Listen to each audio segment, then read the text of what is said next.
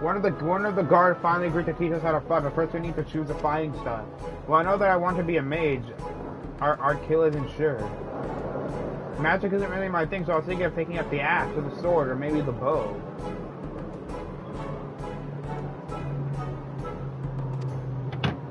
They all seem all right, but it's hard to decide. So I thought I'd ask Morin. He knows about lots of things. He isn't here? Aww.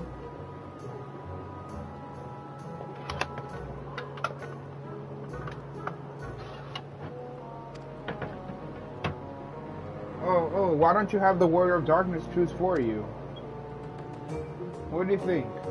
But what do you think suits the kill best? Axe, sword, or bow?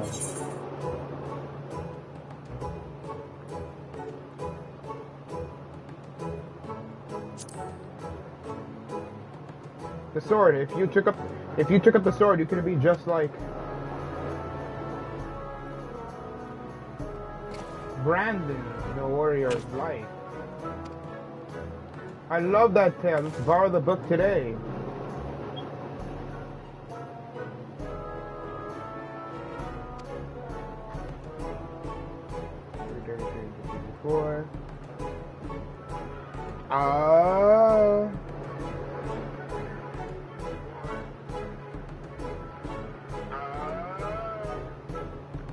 It's really popular, though I hope it's still there.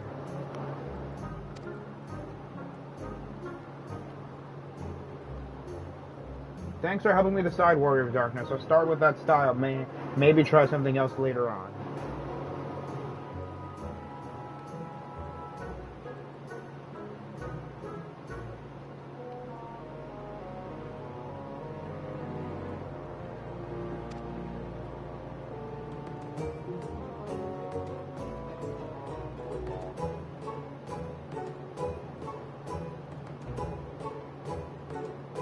Thou must live, die, and know.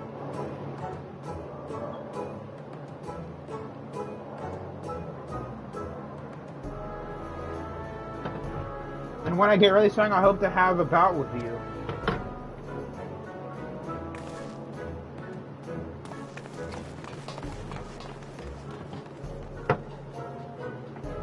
Bruh, how long must this go on?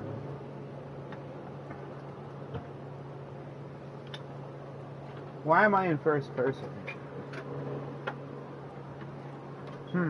Such fun he's been having basking in the adoration of musty old bookworms and wide-eyed younglings, yet does he spare a thought for me? Of course not. I waited and waited and waited, but he won't so much as acknowledge the presence of the beautiful branch, even though they're right here. Such a heartless thing our sapling is, cold and cruel and heartless.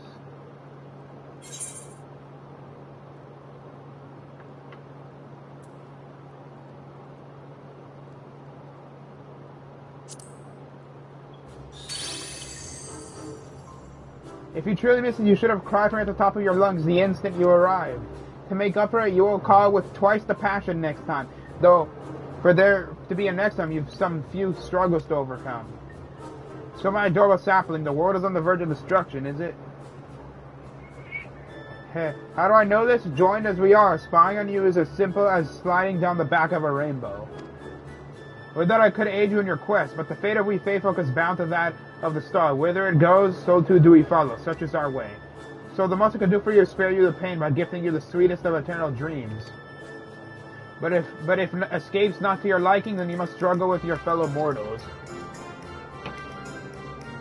But here are the ones you were waiting for. I wonder, what manner of conclusion awaits at tale's end?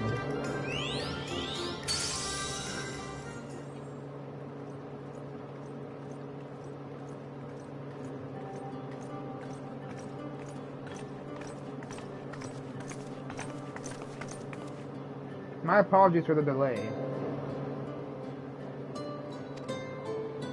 Zooey, it's so wonderful to see you again. Why does she always do that?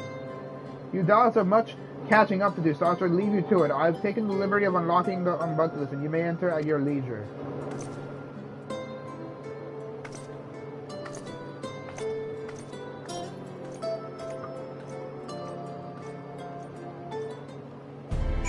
Oh my god, finally! I'm not in freaking first person anymore. That was bugging the hell out of me. I'm relieved to hear that everyone is well.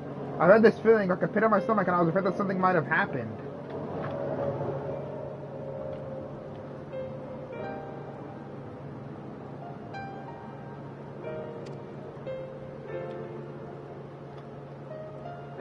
Maybe I'm overthinking things, but it's just that,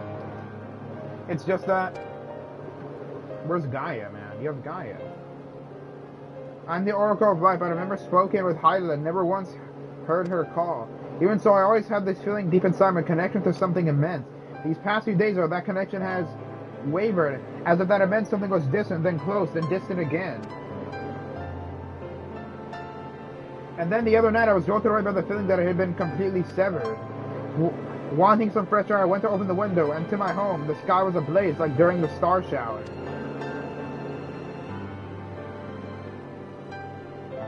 But then I blinked and everything was normal. The next day, no one said a thing. No one else had seen what I had seen. As far as I could tell, nothing was out of the ordinary. I began to wonder if it was a figment of a half-remembered dream.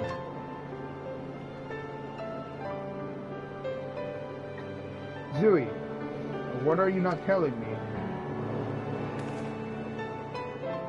I have to know, please. It doesn't matter how terrible it is.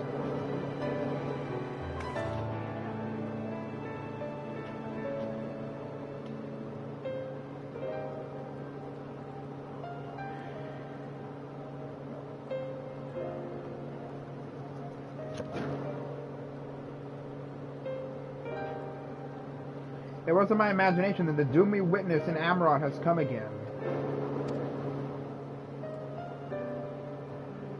I can't believe it. Like I told you before, all is well here in the first. So don't worry about us. Please look only to the threat before you. We're fine right now. And even if we weren't, we've learned how to survive. Should the final days reach us here, though, you may be assured we won't go quietly. No, we'll hold on until you can find a way to save all our worlds. So long as you continue your fight, so too we will, united in purpose beneath a blazing sky.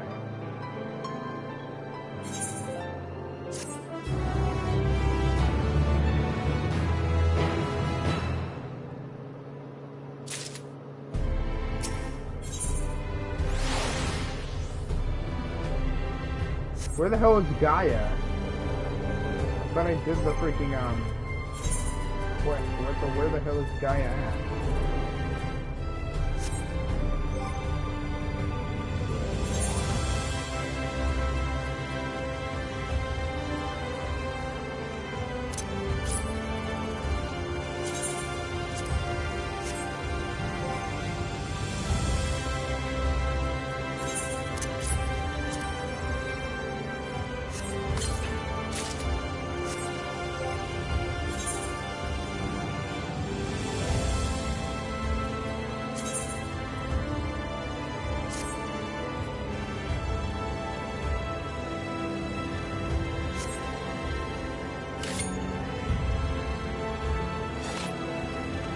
I'm gonna miss a little below like that.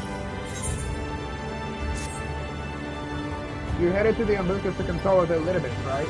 I'll do some consulting on my own, speak with Lita, but decide how we might best prepare for the final days. Just a farewell for now, but we'll see each other again on certain of it. It would be so cool for like people in the first and around the shards game after and the final days end, everybody's going to be able to travel between the shards and Rain and Gaia. Rain and Gaia especially wouldn't be able to go to the source.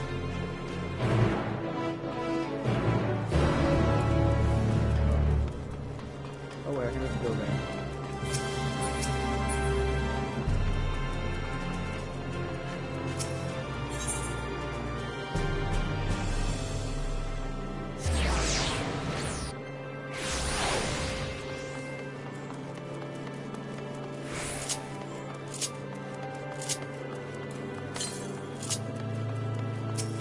Imagine if I made us collect the Aether currents to fly in the city, if we could do that. Ah, Master Zoo, welcome back. Damn, we don't need to do that.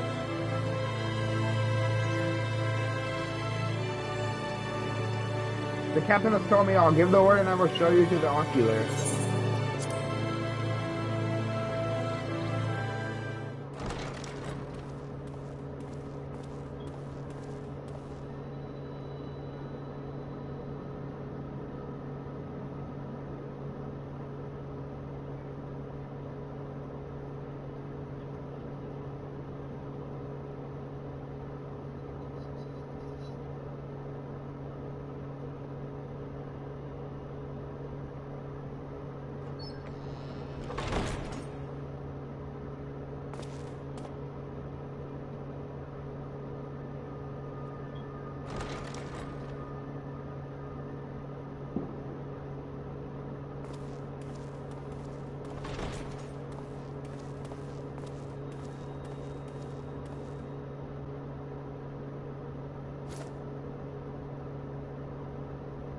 Now let's see where this takes us.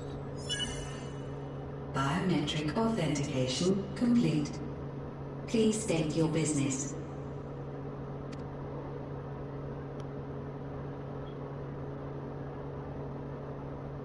Acknowledged. Reinitializing Circus Tower systems. Searching for Elitibus entity.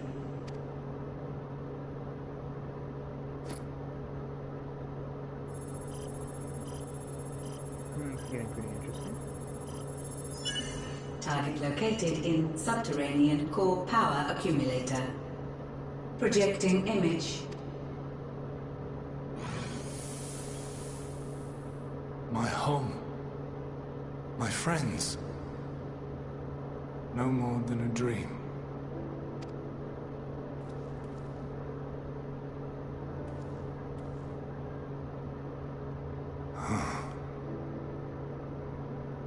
You. Why have you awakened me? I no longer sense those places beyond, or Lord Zodiac. You must explain all.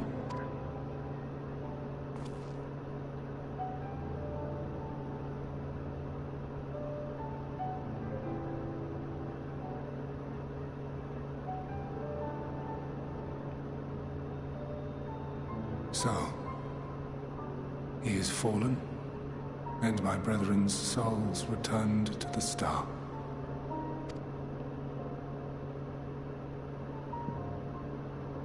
The doom we sacrificed so much to prevent is come again. Old burdens now yours to bear. The doom we sacrificed. We sacrificed so much to prevent. Yep. But if this is Fandaniel's design, then I, as Elidibus, have a duty to fulfill. Your unsolicited act has restored to me some few memories of the convocation. Such knowledge as I have, I will share.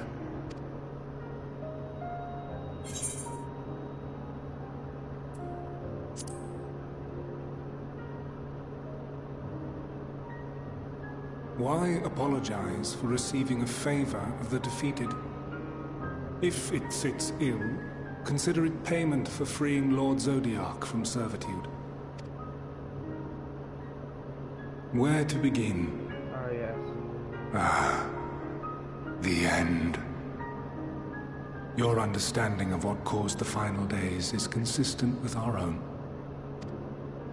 The decay first took root where the currents were weakest. Yes, a conclusion drawn by him, Fandaniel. Not the him of here and now, but as I knew him, long ago. Yep. Having shed light upon the phenomenon, he dedicated himself to devising a countermeasure. Were it not for his knowledge of the Celestial, we would never have made the connection, and thence forestalled the final days. And though he inherited that noble soul, how different this last incarnation, so consumed by self-loathing and hate.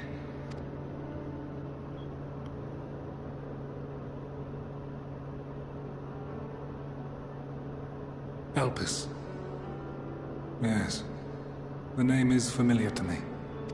Yet I know it not as a flower, but a place. A testing facility for determining which of our creations were fit to be released into the world. Damn. Many worked there. And before joining the Convocation and assuming the title of Fandaniel, he was their chief.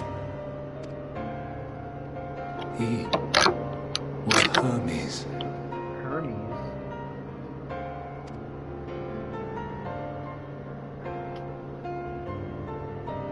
That is all I know. The crystals tell little of the lives the 14 led prior to their induction. Elpis itself would tell even less. Nary a ruin has survived.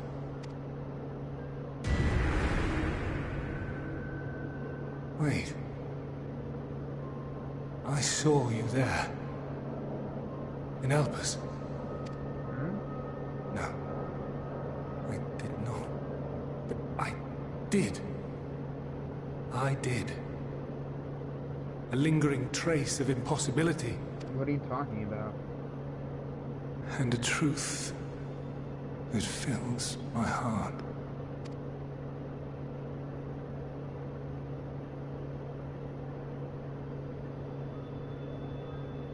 My memories remain clouded, I fear. However, they have revealed to me one possible course. You must travel to Elpis, to the time when Hermes served as its chief. How the hell am I supposed to do that? In glimpsing the Exarch's memories, not only did I make his summoning magic mine own, I also mastered the workings of this tower, which, having absorbed my empowered essence, now harbors an abundance of energy. As such, I believe I can deliver you unto the past, unto that place and that precise moment. So is that where I'm gonna be going? Am I gonna see my past Given self? the eons that must be traversed, the gateway will not be fully formed. Your form will be less tangible still than those warriors of light I had summoned. Can't you just transform me into the body of who I used to be during that time, or what? That would have been easier or something. In all likelihood, none will be able to see or hear you. Yet even should you manage to interact with others, you will be unable to effect meaningful change. For the reality you wish to save, the reality to which you must return, exists as a result of the final days. You cannot reshape the past to undo the tragedies of the present. Cannot unmake the sorrow and suffering fated to come. In full knowledge of this, will you still entrust your life to your foe and make the journey?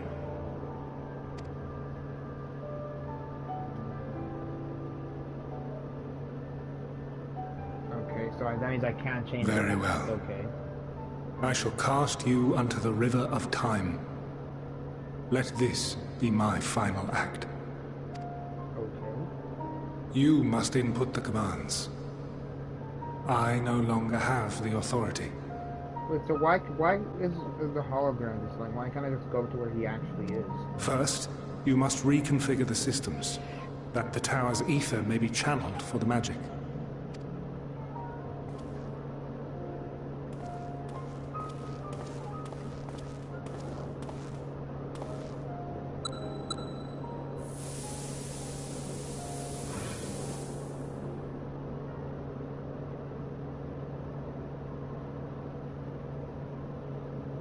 The preparations are complete. The gateway will soon open. Return at once to the ocular.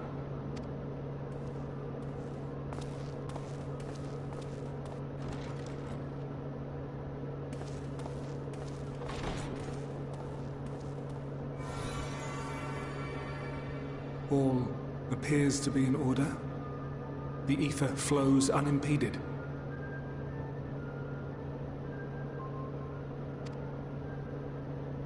The magic should consume every last mote of my essence. Why are you surprised?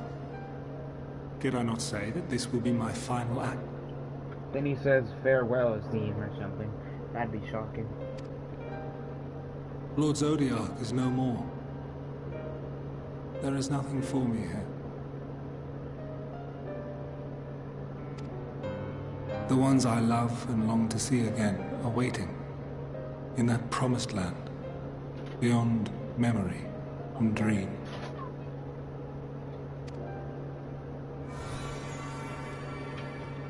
Now go, warrior of light.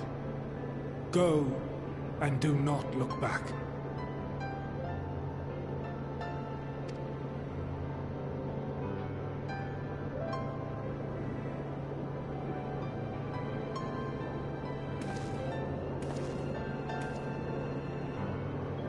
Well, Heidelin, I take my leave of you. Yours is the mantle of the last of us. Jesus Christ. May you have the joy of it, the burden, and the solitude. It falls to you now. You and your champion to save our star. I was kind of expecting the final boss of this game to be like Zodiac or something, but who is going to be the final boss? I have a feeling, I don't know why. Well, imagine if the final boss of Endwalker's like Heidelin or something. But no, that wouldn't actually happen. I don't think it would happen, but it is in the realm of possibilities.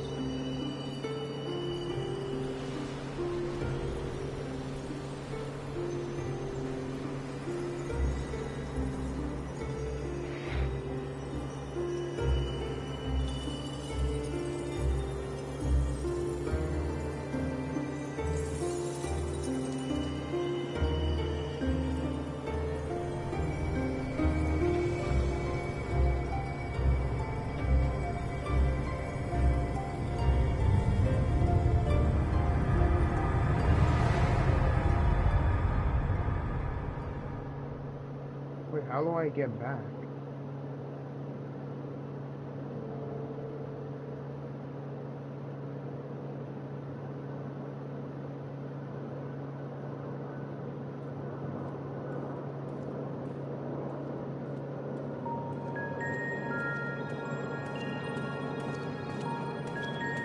Damn, the Amaratis were massive. Jesus Christ. I guess we don't see them as shadowy figures anymore. Damn, the Amaratis are massive.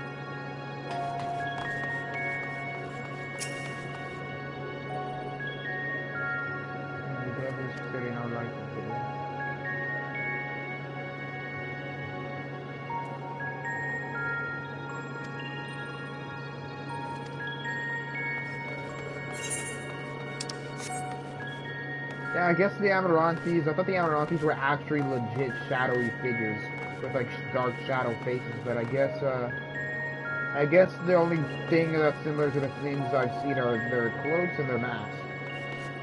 Well, they wear masks, so I guess that they're just basically giant humans, basically.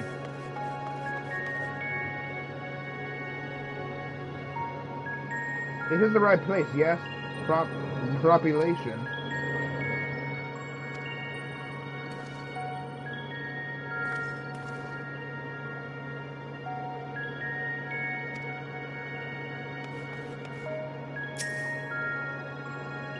Very well, let's wait a while.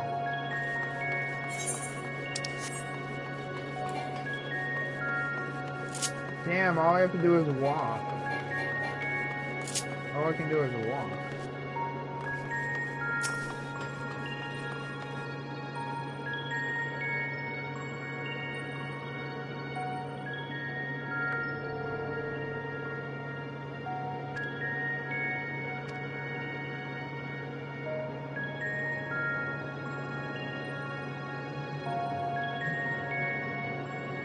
I've seen anything. There's nothing glancing in general direction.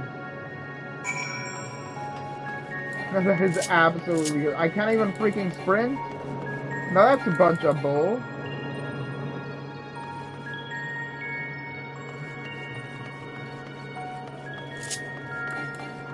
And they're really just gonna make me walk, aren't they?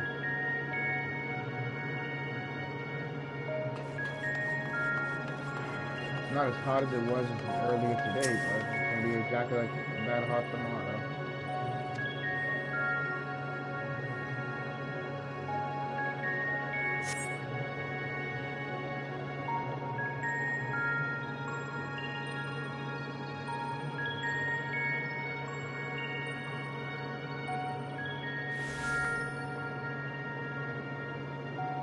And here we are, Elpis. Oh my god, is that freaking Emet-Selch? Well, well, how rare to receive you in person. To what do we owe the honor?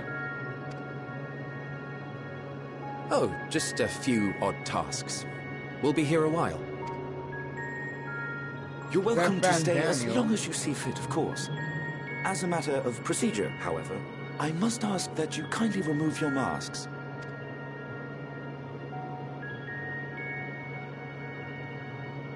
Come now.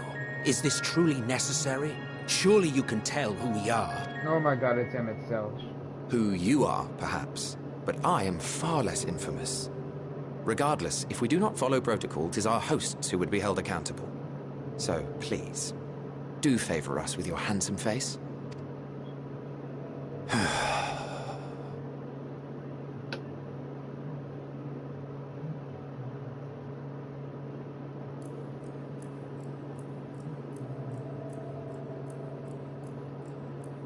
It's Emet-Selch. And is that Fan Daniel?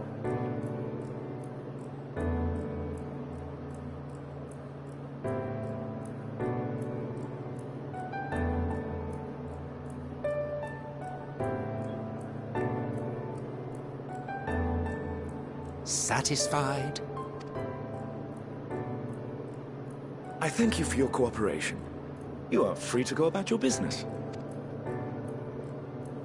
Is that Fan Daniel and not as I said? Is that Fan Daniel and Emet-Selch, or Fan Daniel? Is that Fan Daniel and Emet-Selch, or Emet-Selch and Elizabeth?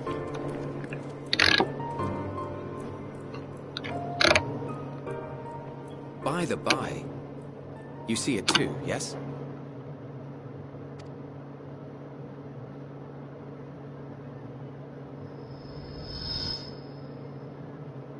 I haven't the foggiest what you're talking about.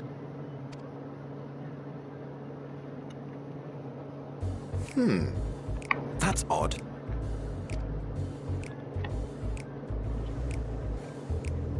It's right here. A bit thin in the ether, but there's no mistaking it. The color of its soul is almost identical to Azem's. Azem, oh my god. Do you suppose he created it? Rather unusual for a familiar to have a soul, though.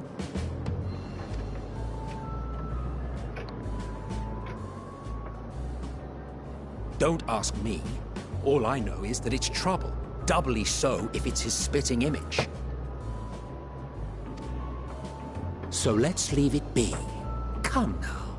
Oh my god, then imagine my character reveals that in the future, Azim's soul was like sundered into like multiple pieces, along with everyone else except a select few.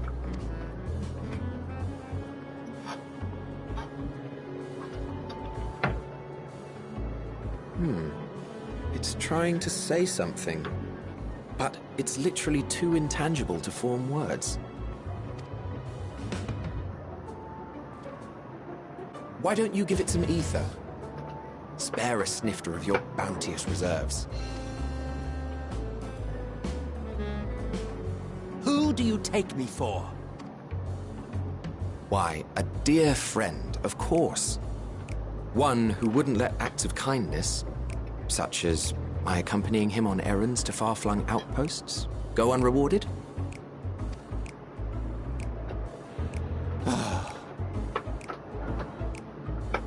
Okay, this is getting good.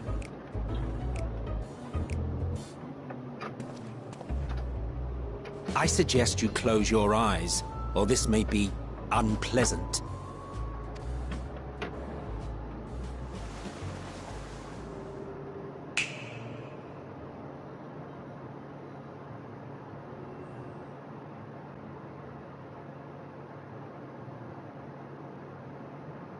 You may open your eyes.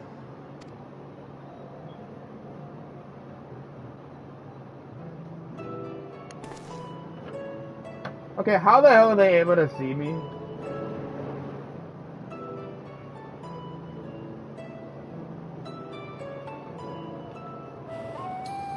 Oh, you even adjusted its size. The better to indulge your whim. This way, it will be easier to communicate. How very thoughtful of you. And may I applaud your artful reinforcement. Without further ado then. Greetings. I am Hythlodaeus, Chief of the Bureau of the Architect. Oh my god, so that's not Fan Daniel, it's that weird, that's that other person I met. Sulking beside me is the most honorable Emet-Selch of the Convocation of 14. And how might we address you, my new friend?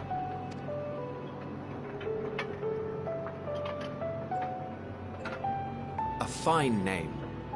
And I'm pleased to see you understand our words. So, tell us, whence have you come? The thinness of your essence suggests you weren't created here.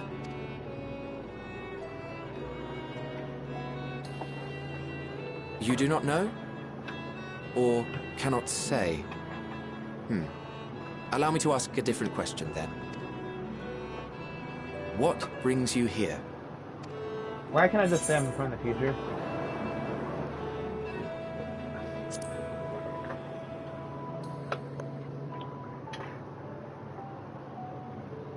Well now, the same as us. Perhaps Azim wished to come too, but had to settle for a familiar.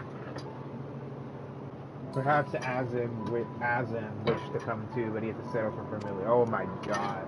If he truly wished to be here, then he would be.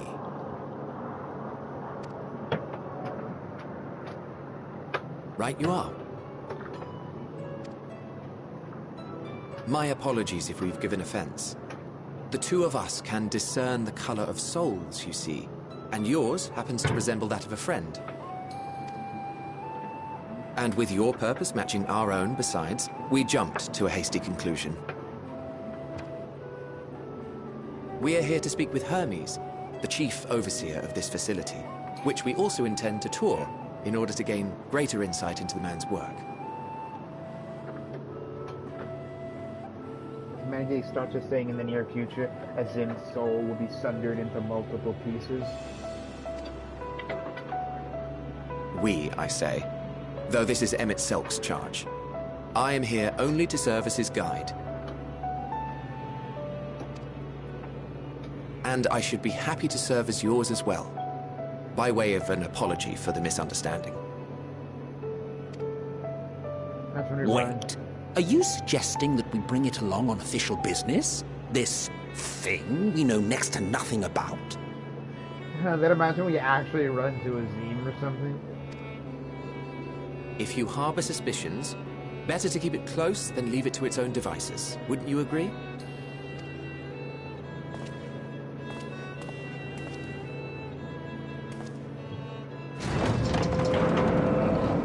Besides, having a mysterious life form in tow is the norm rather than the exception here.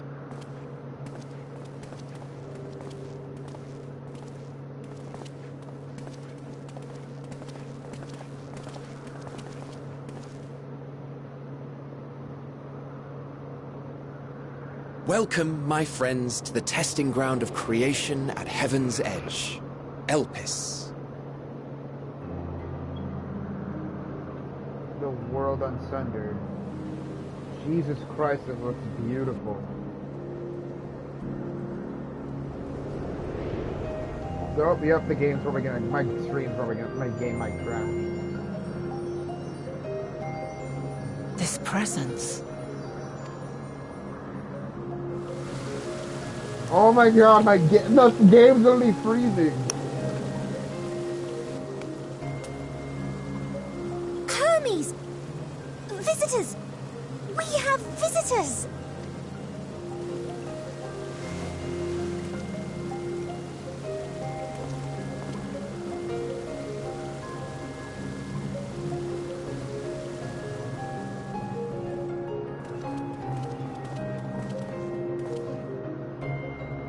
What secrets are you hiding, I wonder?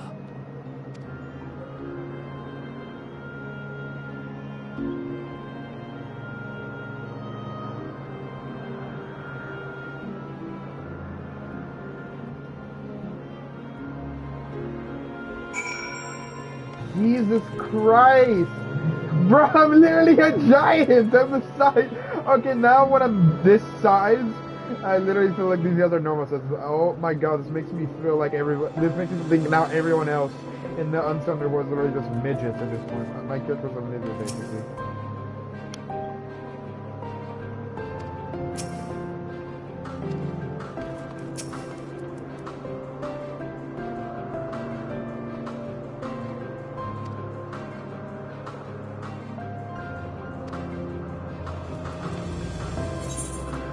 Oh no. Oh god damn, this is great.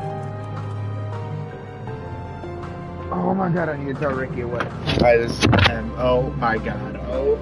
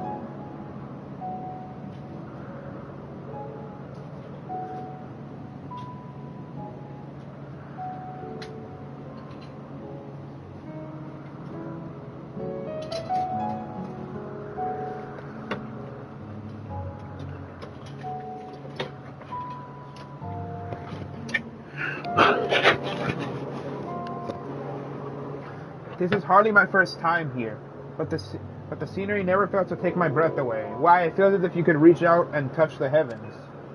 Now let's begin our guided tour.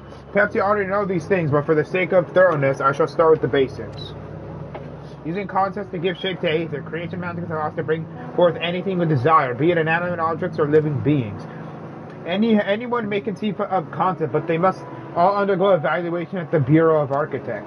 As part of the process, living beings and certain arcane entities may be sent here to Elibis for in-depth observation and study. A fascinating facility, isn't it? Days that you will enjoy touring it with us.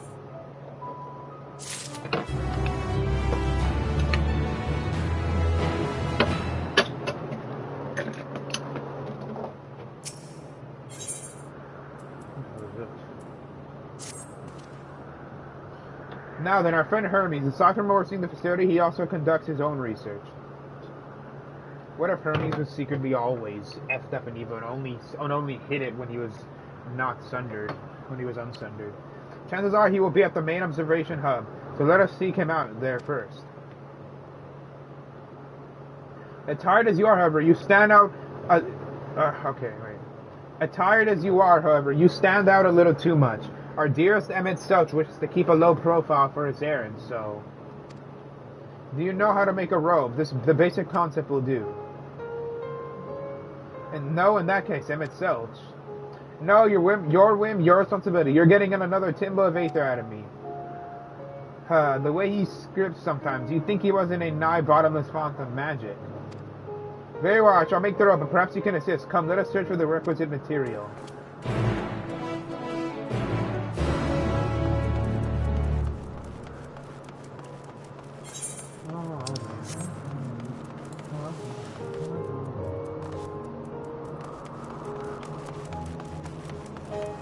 What the hell? Is that a snake mon? What the hell?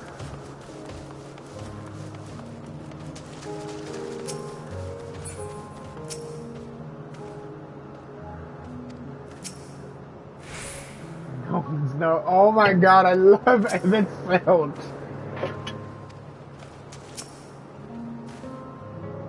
Yes, these creatures should suffice.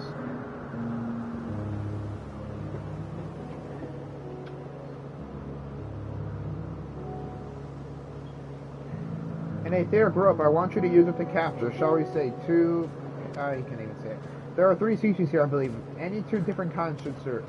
Now, I should mention that the strength of the rope is tied, no pun intended, to the strength of its user. As your aether is still thin compared to ours, you need to weaken the further first. Good luck.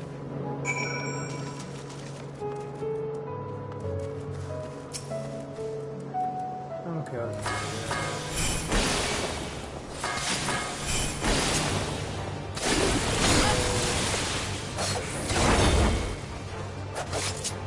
Okay, let's the item.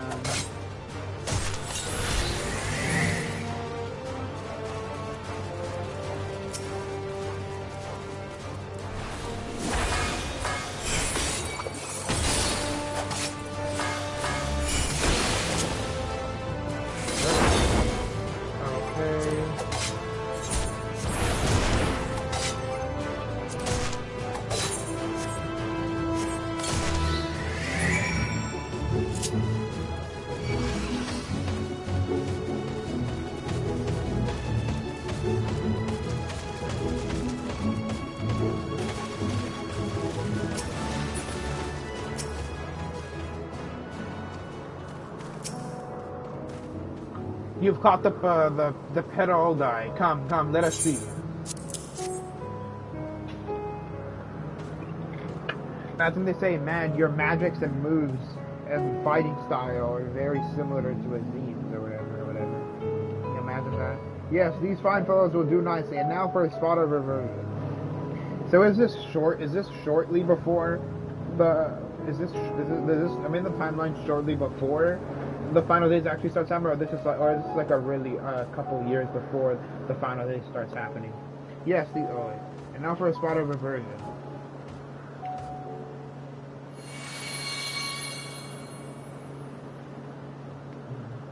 There, it's ready.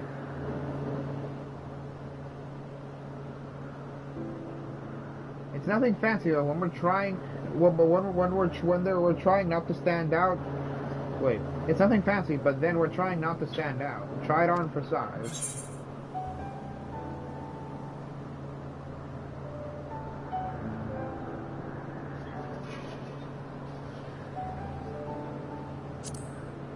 You turn living beings into clothes just like that? Well, not just like that. You need to revert them to the constituent aether first. Unless you wonder why I asked for two sets of species, it's due to the difference in their etheric bounds. Blending them that allows us to produce garb with superior etheric stability. Well and good to the skies and educated, but it won't fool anyone who can see worth a damn. Fair point, but at the very least it should spare you unwanted attention from casual observers. Emet-Selch speaks true. Even dressed like us, your unusual nature will be plain to those who think to look. Should someone question your presence, don't make up excuses, much less try to explain what you actually are. No, best to simply say that you're a familiar. The question is whose? Oh, of course, a Zem's. Is it a Zem or a Zeem's? If you say you belong to him, people will give you the benefit of the doubt for any and all outlandish behavior. Exploiting our associate's absence. For the lack of his presence or Lily, were he here, he would have been the first to propose the idea, and you know it. Wait, so we're not gonna run into a Zeem because he's not even here? Oh, what a coincidence that when I'm here, Zeem's not here. With that, your story is settled. Let us continue with our errand. Oh dear Lord. Oh my God.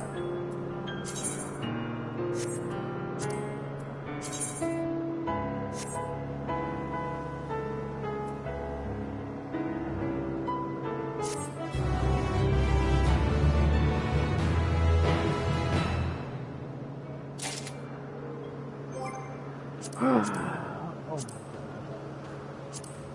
Okay, let's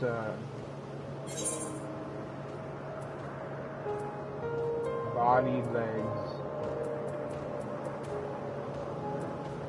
feet.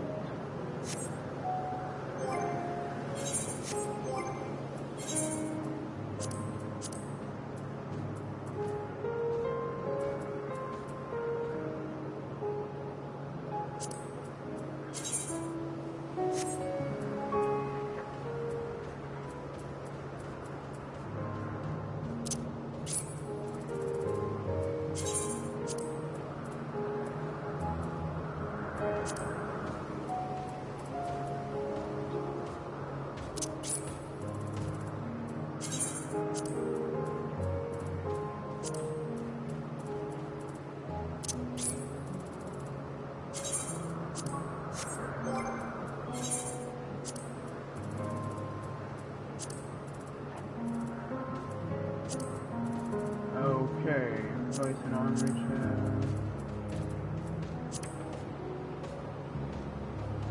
Oh, hi.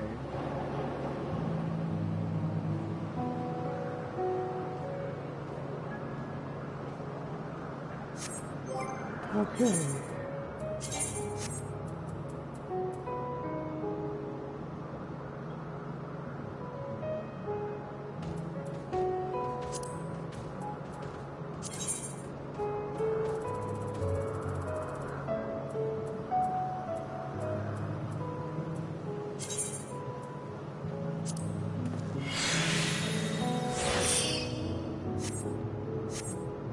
I look stupid as hell! I look stupid! Oh my God, I look freaking stupid! What the hell? What the hell? Oh my God, I look dumb! Oh my God, this looks...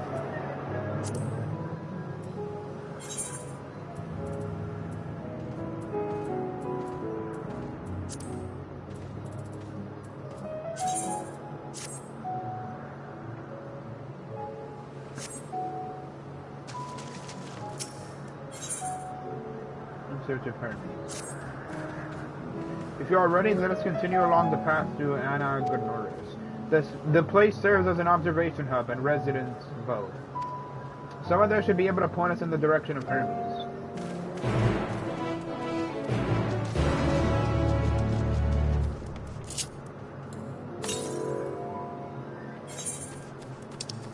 Oh my god.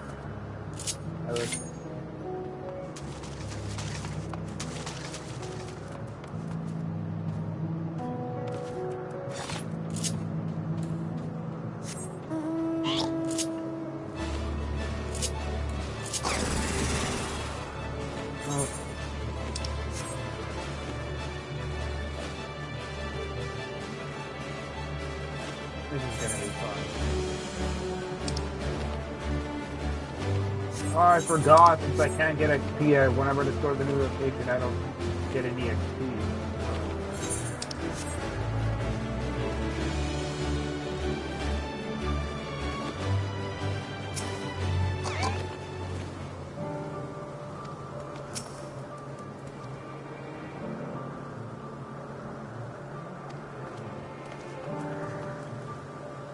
Oh dear Lord.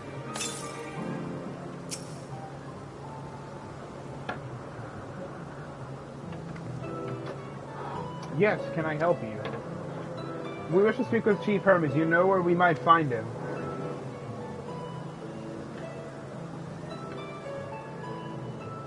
Well now, by your mask I assume you are one of the 14. I wasn't aware there was to be a visitation. Between you and us, it's something I was surprised. Your discretion in the matter would be appreciated. I see. My lips are sealed. The chief should be out conducting observations as usual. His focus of late has been aquatic creatures, so I expect you will find him at one of the pools here. The pools, you say? Many thanks, and apologies for disrupting your work. I say, hi to Lotus. Well, I've never met Hermes. You know him well, do you not? That being the case, couldn't you simply find him by his aether? Hey, that I could. As you know, Emet-Selch and I can discern the color of souls. By the same token, we can also see aether quite keenly and from great distances. With this skill, I could readily locate Hermes, but I felt that it would be a waste of an opportunity. We're here to perform an assessment, after all. By searching the ordinary way, we stand to gain insight into Elphys and the man in charge of it. This is as much for your own enjoyment, like as not, but point taken. If you're going to accompany us, make yourself useful and help us look for Hermes. According to his profile, he has short, dark hair. So you know, it's because we're in Elphys that we don't have our cowls up. A special exemption due to the need to be aware of dangerous creatures. Elsewhere, we do not exhibit our individuality. It's unseemly. This is all common sense, but I would not assume you possess any. Well, F you. Hey, it's a rare treat to be able to search for someone by their appearance. I thank you for humoring me. Come, let's find our man.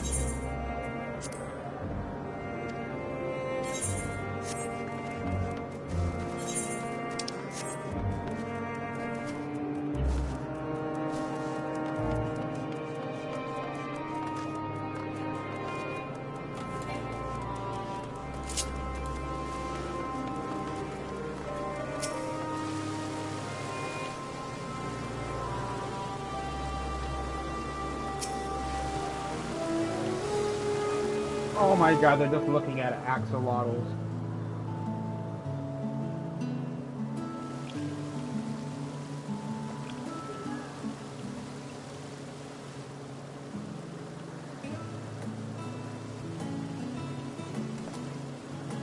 Huh. You are...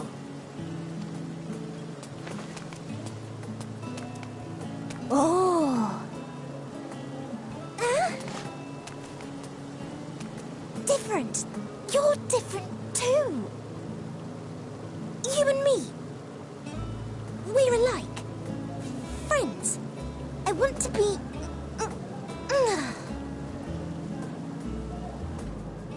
Wait. Please. Wait.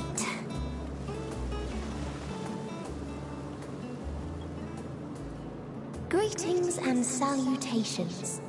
Can you hear me? Do not be alarmed. I mean you no harm. I wish only to hear your words, share your feelings, and know your thoughts. Okay, what the absolute hell is this? May we please be friends? No. May we please be friends? Okay, what the hell is going on right now? Look at my eyes! Look at my eyes! They literally started widening. Hythlodaeus. It's been a while. Too long, I think. Oh my god, that evil voice of Fan Daniel. Too long indeed for close collaborators. On this blessed occasion, I bring not only myself, but others who long to speak with you.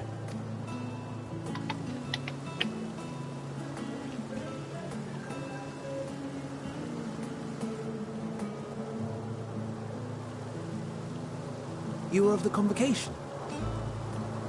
Emet-Selch at your service. Do I have the honor of addressing Hermes, Chief Overseer of Elpis? You do. You have traveled far for it. Given your facility's purpose, its remote location is something of a necessity. Would that I didn't have to rely upon a guide. Oh, you wound me. Have I not ever been an attentive and helpful friend? But moving along to more agreeable company, this one we chance to...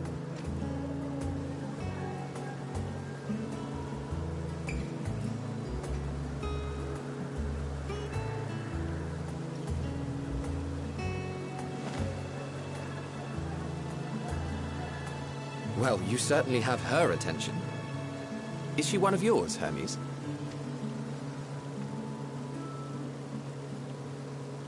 Her name is Meteon. It means shooting star.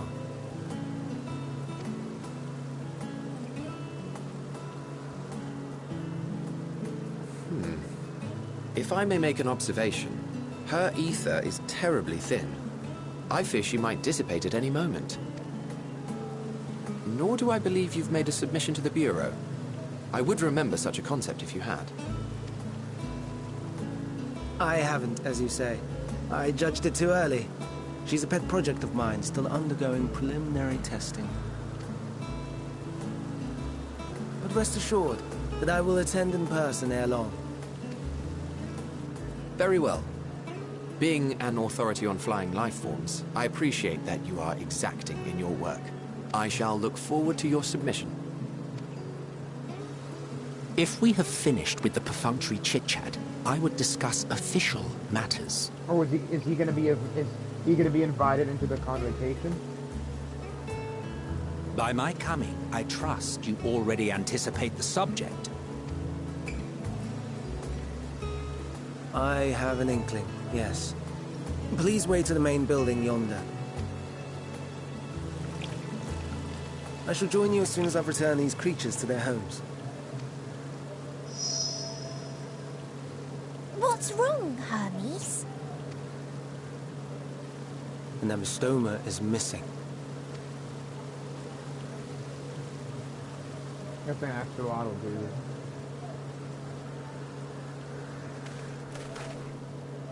dude. I may have found it. A creature with the self-same ether as those there, nestled in the boughs of a tree outside the grounds.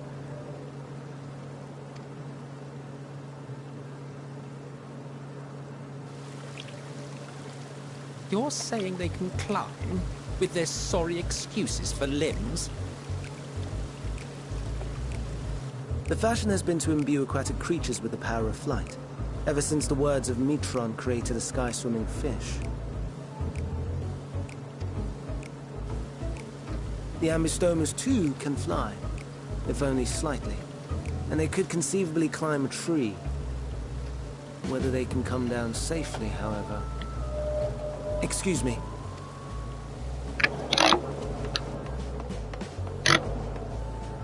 I'll help, too! Oh my god, that girl's gonna dissipate any minute.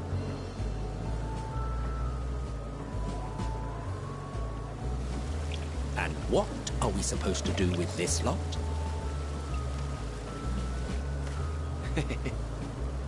May I suggest we split up?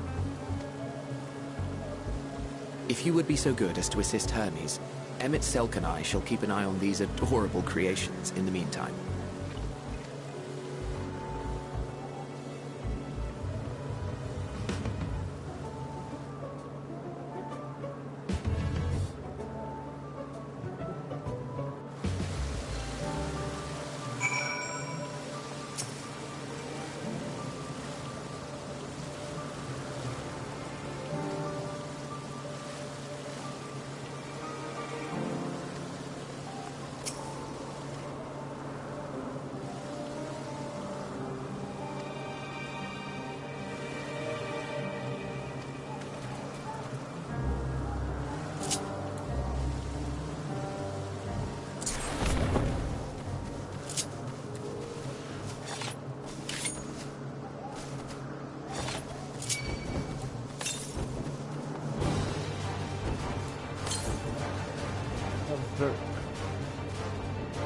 You call that a bird? More like a freaking dragon, basically. I wonder if dragons existed. Oh wait, no, never mind. Dragons didn't exist at this point yet.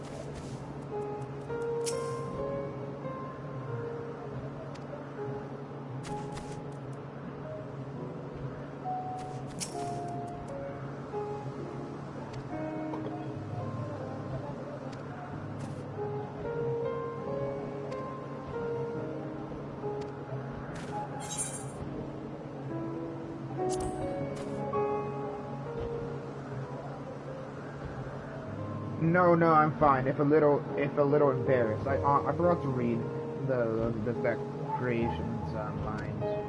Now, for your own safety, please stand back.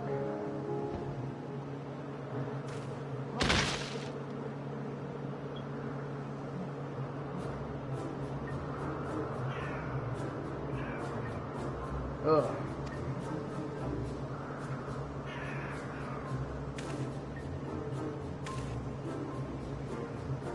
Hermes, are you alright? Quite alright, yes. My apologies for making you worry. Wait, what if their mass amounts of creations cause an imbalance and cause the currents to freaking dip or something, or grow weak? Quite alright, yes. My apologies for making you worry, Miss Dion. Both you and,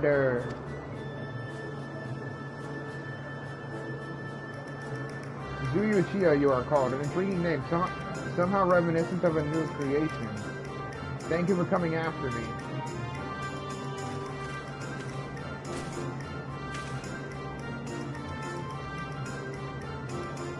As for you, little one, you must be more careful.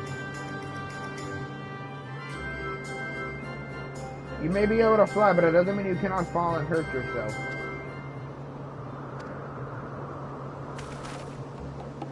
Oh, I've forgotten all about its fellows.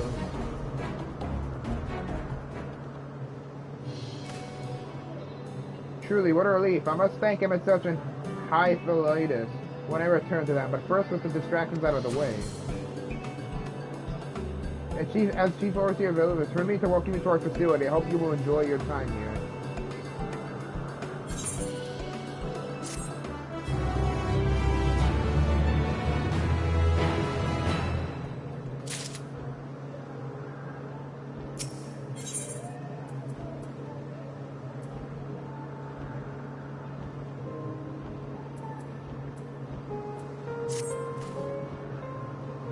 Well, we mustn't keep the others waiting. Let us return to Anagnorius or whatever.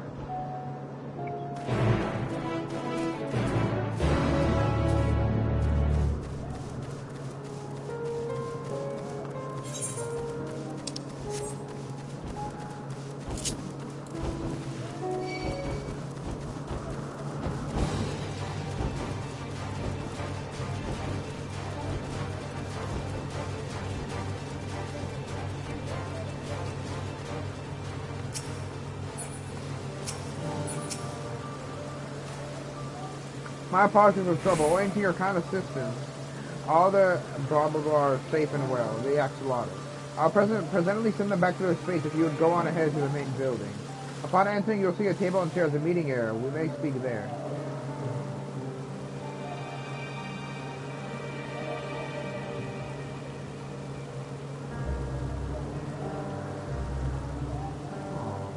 Upon entering... Oh, I already read that. Very well. Take care not to let the creature slip away again.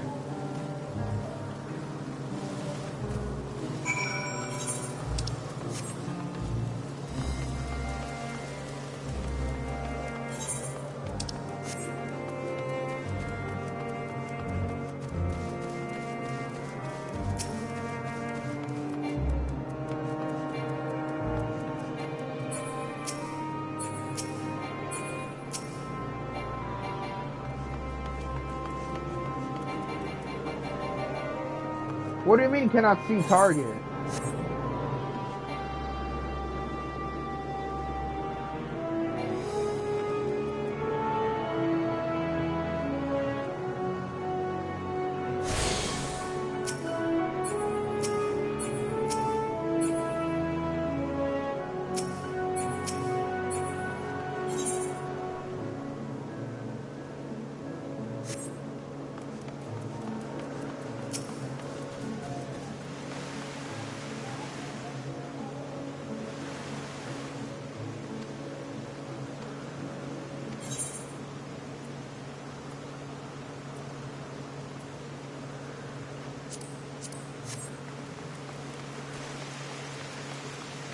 I'm really liking this place.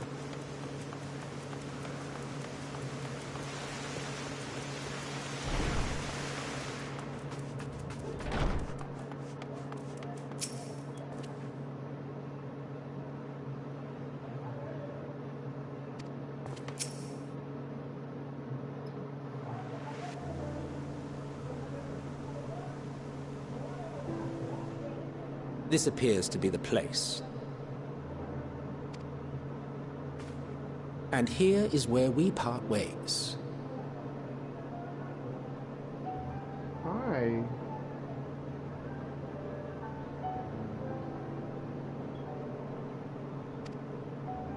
We will be discussing highly sensitive affairs.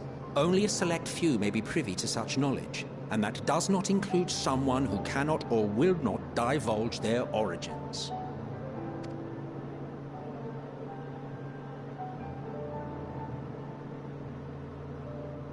What?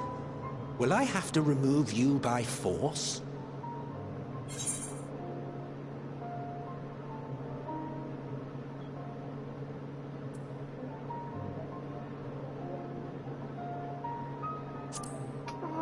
Hey.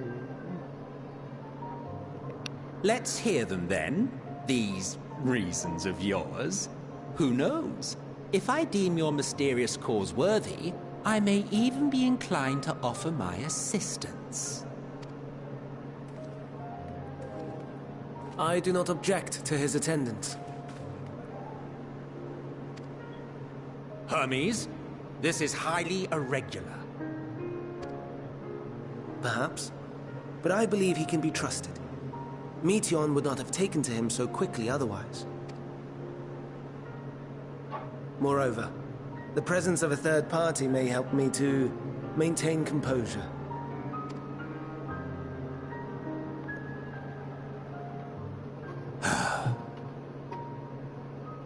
As you wish, then.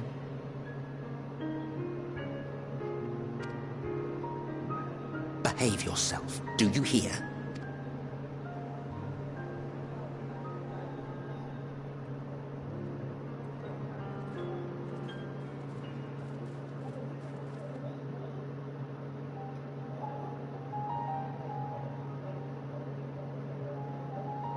So, it's finally happened, then. Aye. Van Daniels declared his intention to step down, and named you as his preferred successor. Oh my god. In recognition of your knowledge and your works, the Convocation is giving the recommendation due consideration. As one who does not know you personally, I am to use my impartial eye to take your measure. And above all else, to ascertain your disposition towards the invitation.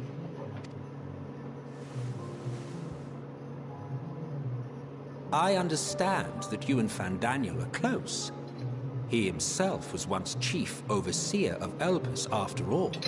I should not be surprised if you knew before anyone else that he wished to relinquish his office. I did. He told me that when he fulfilled his purpose, he wished to pass the torch to me. A torch you seem none too pleased to accept. Are you so averse to serving on the convocation? No, it's not that.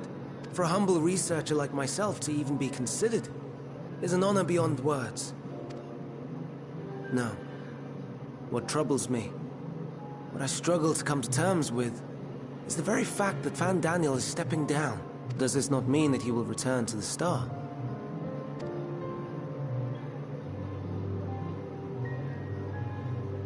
Is he dying or something? Of his own volition, yes. Like so many others have before him. Return to the Star? Does that mean... die? Well now, that's not a word I hear often. Is that what you say here in Elpis? Mankind is the life of Atheris. Each of us, a drop of blood flowing through its veins, bearing sustenance. In our finite time upon it, 'tis our duty to make it a better place, that all who call it home, now and in future, may abide in happiness. To that end, we have dedicated ourselves to the pursuit of enlightened creation. Ain't no way you just said And by that, our crazy. efforts did we transform this once untamed wilderness into the peaceful paradise you enjoy today. To return to the star whence we came is a privilege afforded to we who have so loved and nurtured it. A choice embraced by those who have lived their lives to the fullest, in service to our world. I don't know. I'm about to beat Endwalker probably by like tomorrow or the day after. I don't know. These quests take And when they forever. depart upon this journey, it is beautiful, always. The 14 are no exception. 'Tis believed no occasion is more felicitous than the fulfillment of one's duty. Our office becomes our lives, and to retire is to return, or so the majority of us hold. Some few have elected to eschew custom.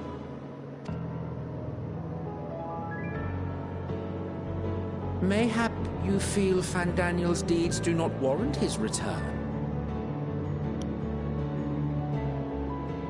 Yet you should know his accomplishments as well as any. During his time, he conceived of countless outstanding concepts.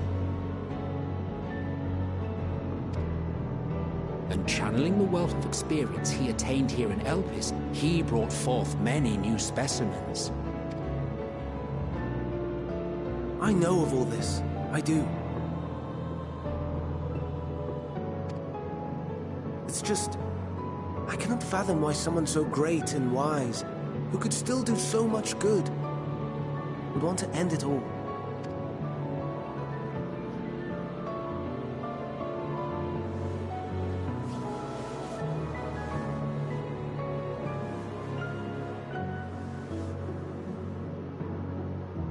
Oh no. I've made her upset. Forgive me. I know I requested your presence. Might I trouble you to take Meteon outside? A change of scenery would do her good. Okay.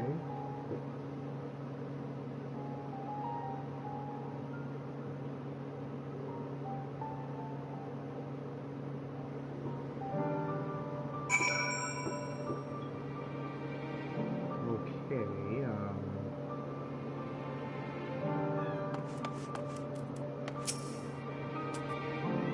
I'm sorry, Zoo. I didn't mean a walk. Perhaps we can go for a walk. Bro's about to disappear like a bit.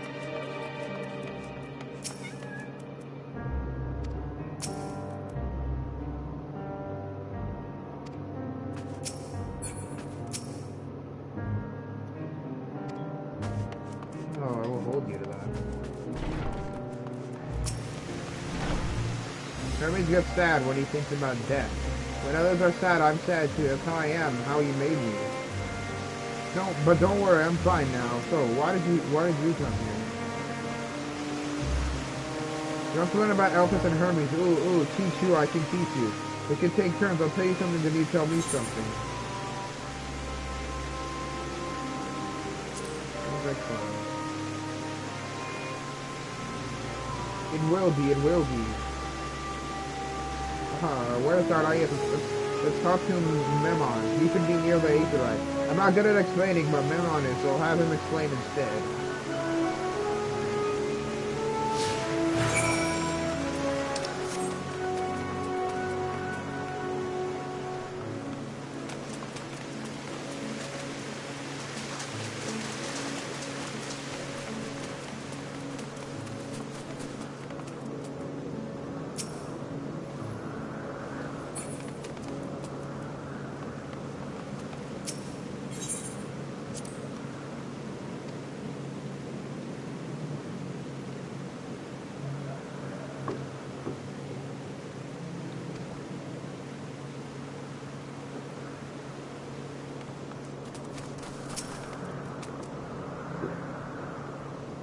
What have we here? So you look like a person. You have the ears and tail of a beast. I assume you are familiar like Melton. Is there something you need?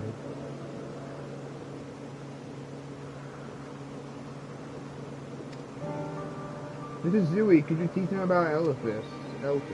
Ah, a newly arrived familiar. Is he very well? Should be glad to introduce our fair facility to him. As you know, it is mankind's duty to make the star a better place. As part of this duty, we employ creation magics to bring forth new life. However, we cannot simply release our works into the world, for it would lead to chaos.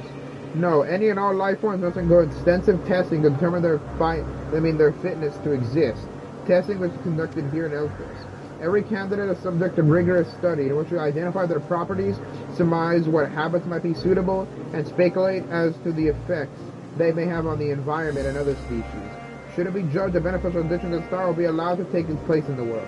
The two of you too were created with the hope of making the star a better place, so your masters will be good, do you hear?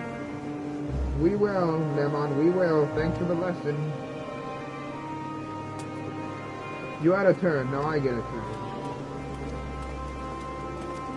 Where did you come from?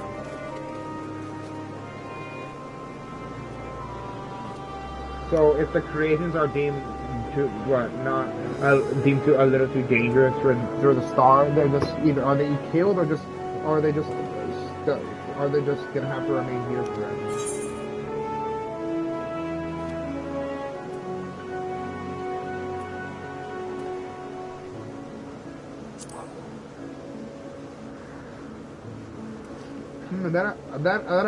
I don't know. I don't know much about other places.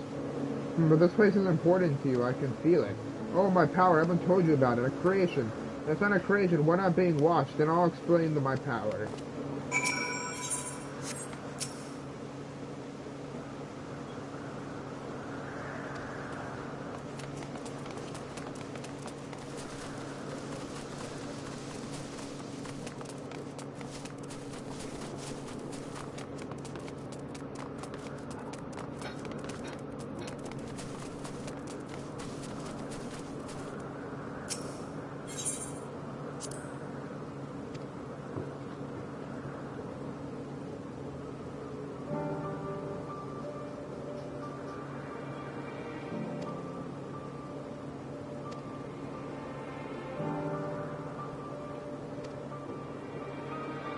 Brigands. Oh,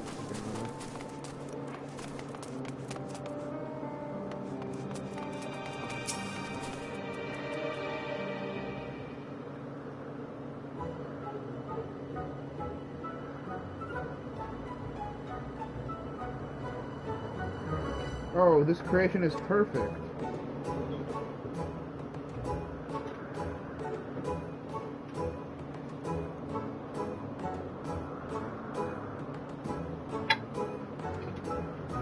But I don't remember seeing it before. Perhaps it's new. Huh? Is that a what? Because I thought you were reaching for the door. Be careful, Beast is at the door. Anyway, I'll try reading its mind. That's my So plan. fun. She's like awesome. Oh, wait. Right here. Take a cab, BC.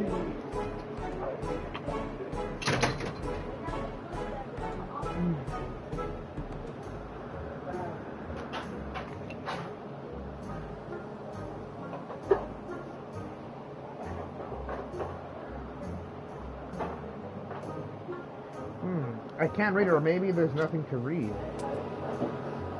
Wait, please wait, I'll try again with you this time.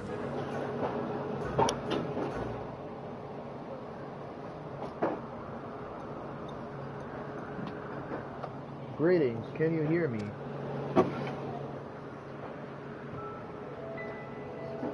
This is my power. I can read the emotions of those around me and project my emotions to others in return. I'm not actually speaking to you in your mind, rather you're converting my emotions into words and intention, a process performed subconsciously by intelligent life forms.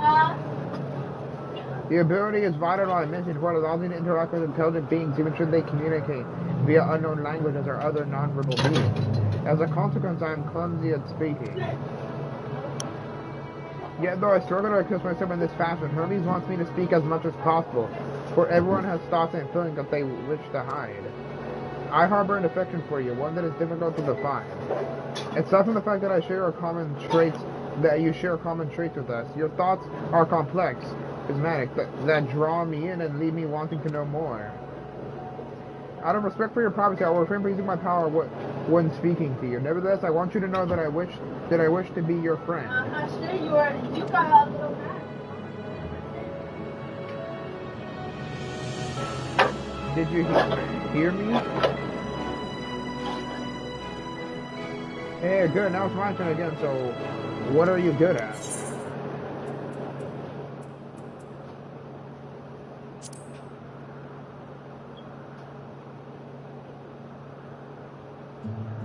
Oh, fighting, that must mean you're strong. Hermes is strong too, but he doesn't like to fight, even when creations fight him.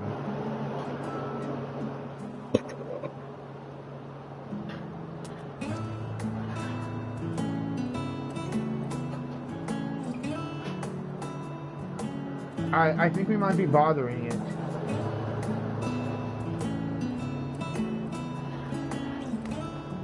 Let's keep going. We'll see next. She's usually in a small building, one on the West Road.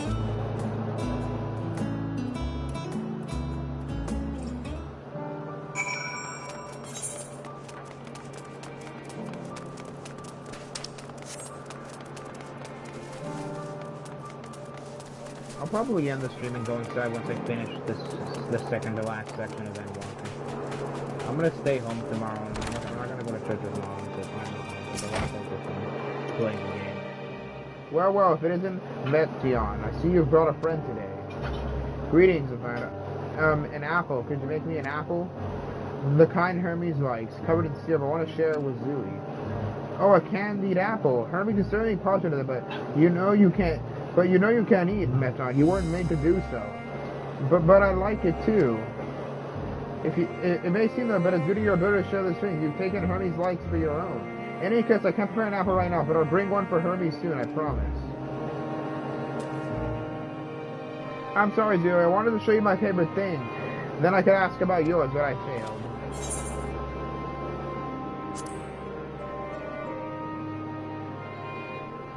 So that's what you like. Yes, I can feel it, your joy and happiness. And it makes me happy too. Thanks for sharing it with me, Zooey. Well, we walked and talked. Maybe Hermes has finished talking too. Shall we go and see?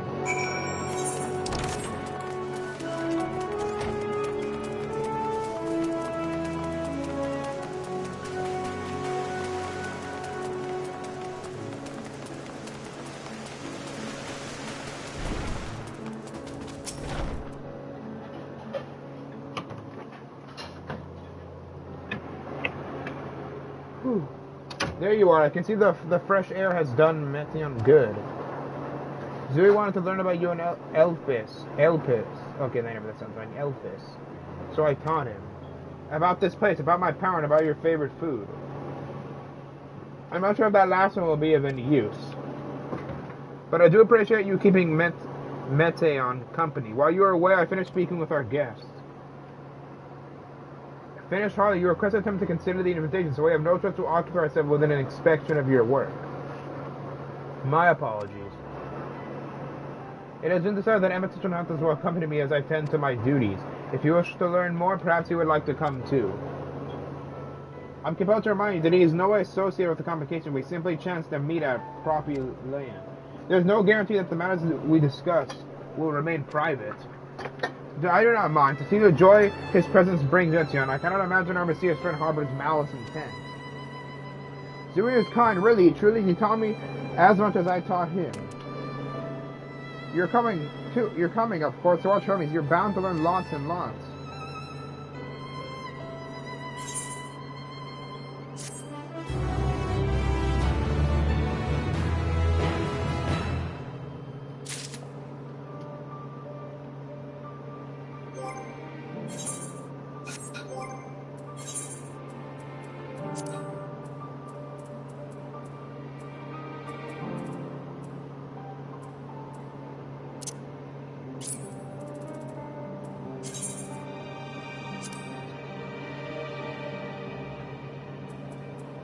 What did I do?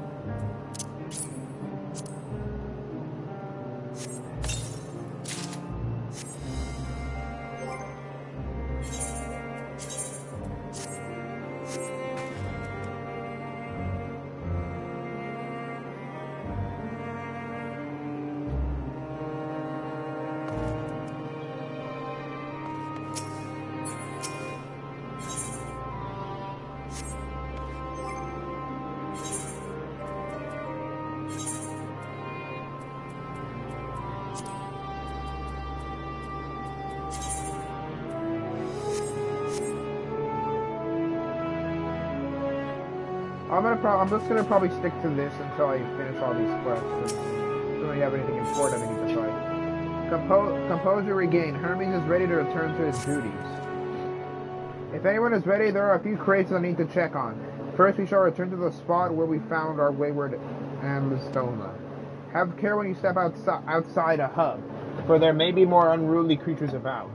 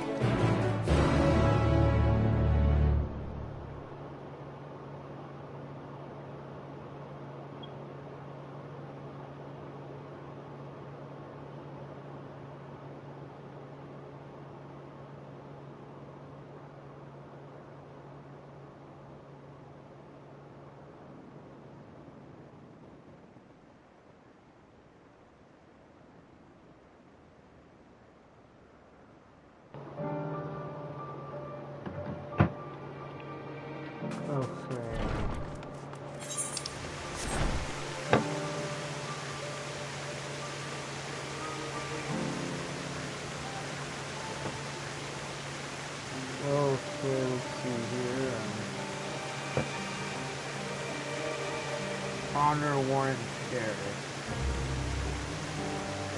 Lives apart.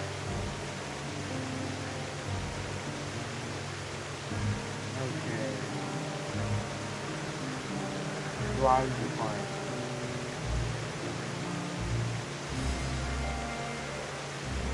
Lives apart. 1, 2, 3.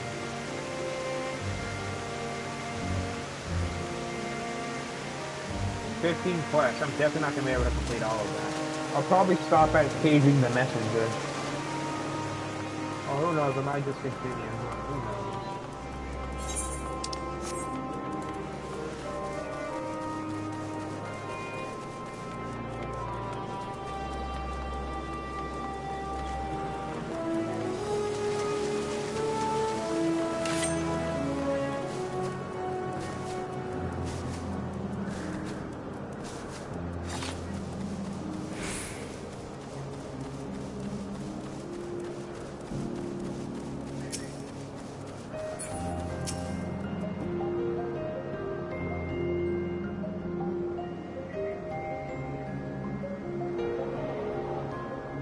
This here is a new species of Pedaluda we've recently set loose. It is doing very well, managing to maintain a stable existence thus far. If it can see its operation period to the end without issue, we shall release it onto the world. Tell me, do you know the difference between living beings and arcane entities? It is the presence of a soul, yet the soul isn't something you can choose to have at will. No, it manifests only in those beings whose forms adhere to the laws of creation, that can endure on their own. Beings that do not fulfill this requirement, such as those spontaneously born of magic or natural phenomena, do not have souls. No matter how much it might resemble flora or fauna, and if it lacks a soul, then it is considered an arcane entity. So you see, it is not for mankind to decide what is living. The domain lies beyond our manipulation, and it is hubris to assume otherwise. But come, let us head to the nearby beacon. I've received a report that arcane entities have gathered there.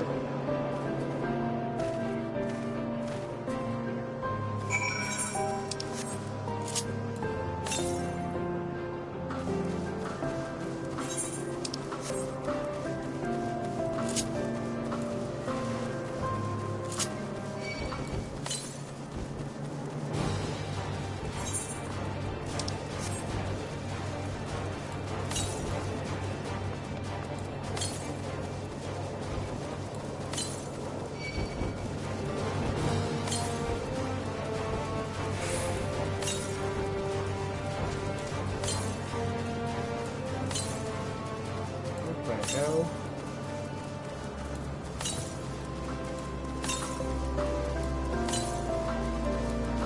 Oh, it's up there.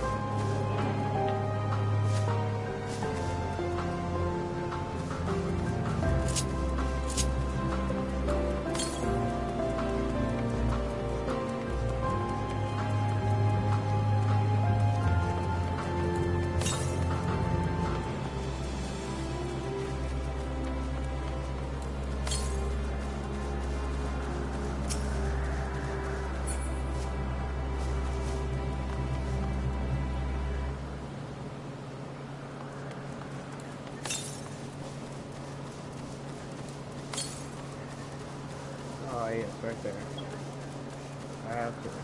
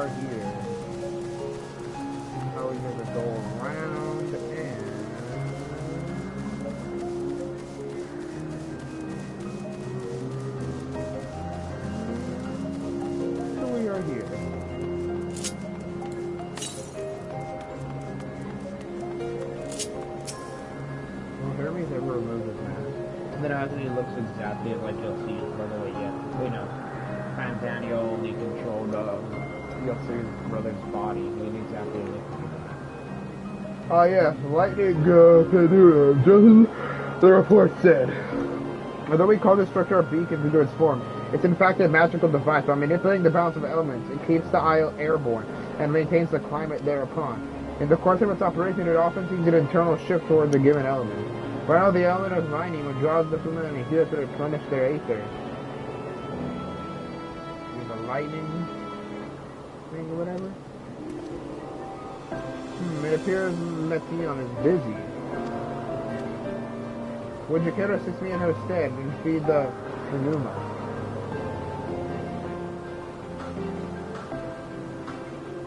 By using this lightning converter, you can harness the lightning and focus it into a ball, a veritable feast for our dazzling friends. Go on, give it a try.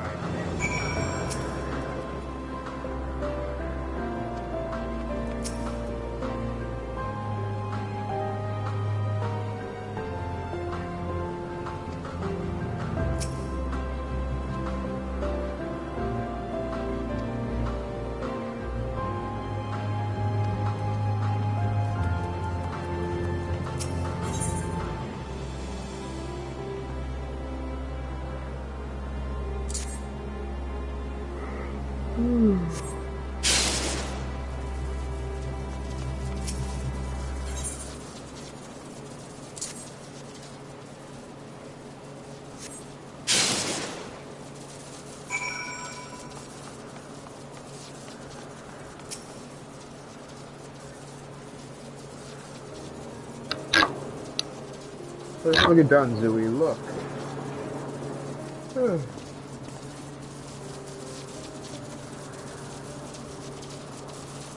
See how they gather to feed, how they express themselves through their actions despite their lack of words.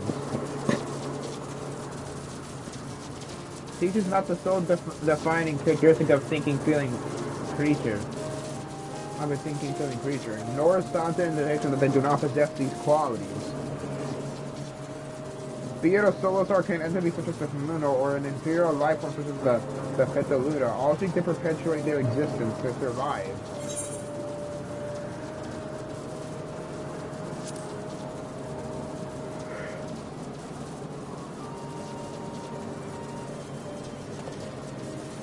A good question, alright?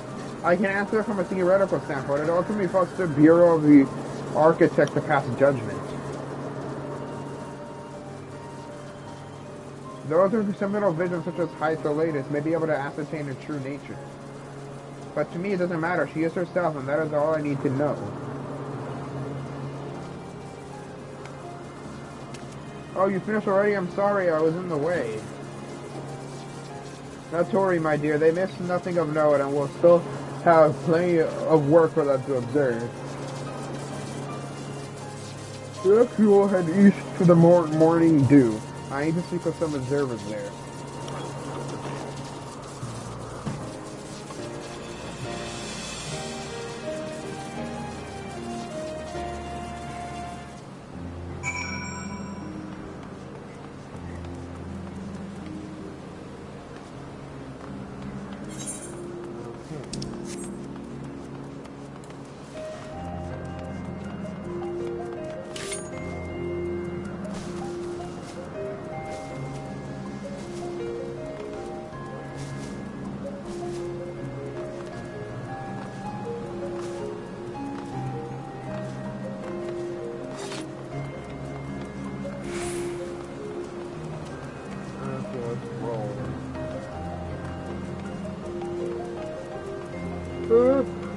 Google?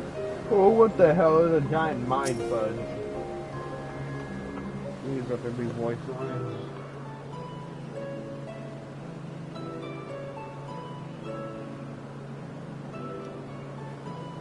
Amazing, is it not? The Ampelos, one of our newest subjects. Amazing, it is not the Ampelos, one of our newest subjects. I could read the first two. So, how are we coming along?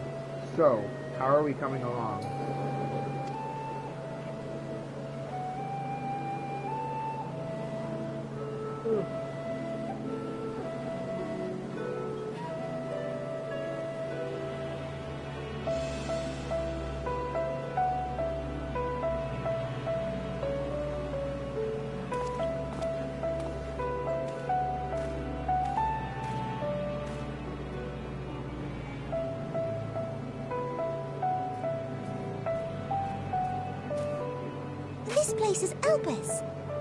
Those flowers. Elpis. Entelekis. Like me.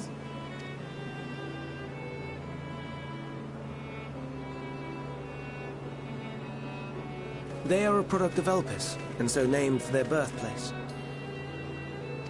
A happy accident, born of the hands of a former researcher who loved beautiful blossoms.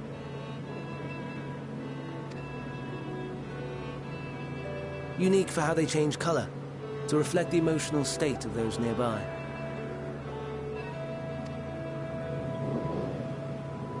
Though be it here or elsewhere, they are seldom seen in any hue save purest white. Reflect the emotional state, you say? By what means do they achieve this? In creation, there exists an energy wholly apart from ether, one driven by emotions. In like manner to how we manipulate ether, this flower is subject to the influence of said energy. Oh my god, the elephant was right. Well, it has no will of its own. It is sensitive to the prevailing emotion in the vicinity, and reacts by altering its color and vibrancy. Oh my god, they should have called this energy mantra or something. Akasha? It is one of the unseen energies defined by Harnish alchemical theory. Though a gross oversimplification, some describe it as an essence influenced by feelings.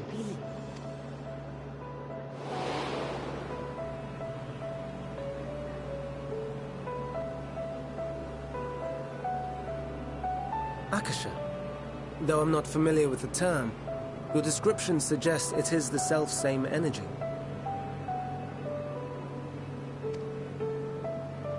Dynamis, we call it.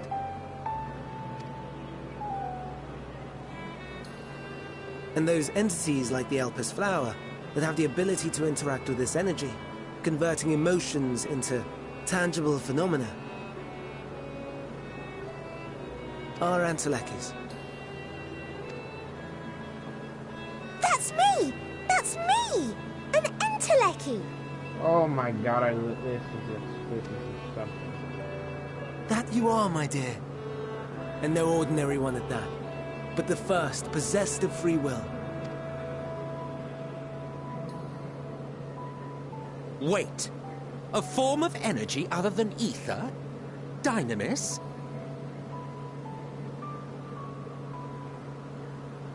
Oh my god.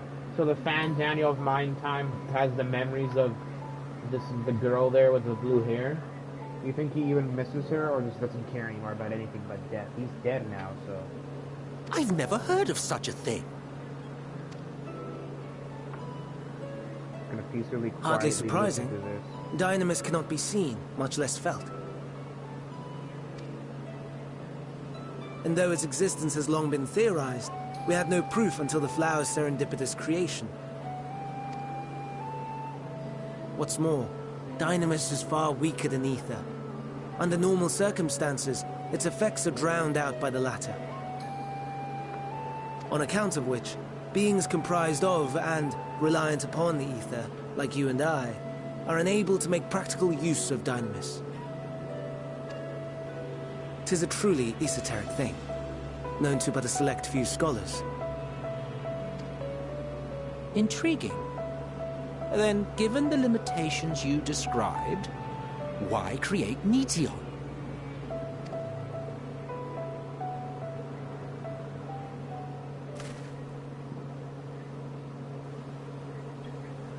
Our star, Aetheris, is especially rich in ether, so much so that its name is derived from it. However, when we consider all energy in existence here and in the vast space beyond, Dynamis may account for as much as 68.3%, the more abundant form by far. Were we able to control it, we could open the door to limitless possibilities. 'Tis not unlike a gently flowing stream, unable to break through the dam of ether barring its path. But if we could imbue the stream with the vigor of a raging river... Oh my god, what, oh my god, did Hermes accidentally cause the final days because of an experiment or something?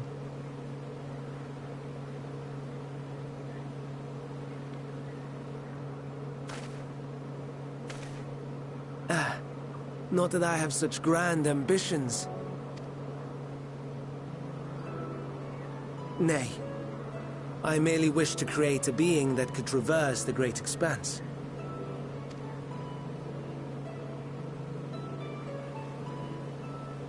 The relative scarcity of ether beyond the bounds of this star was a concern. And so, I looked to another source of energy by necessity.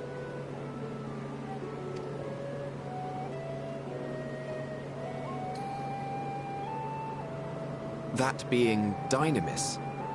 No wonder her ether is so thin. Precisely. Yours is thin too. Like an Emet-Selch. Like me. So... are we the same? Emet-Selchs. I'm sorry, but Emet-Selch sounds like a dumbass name.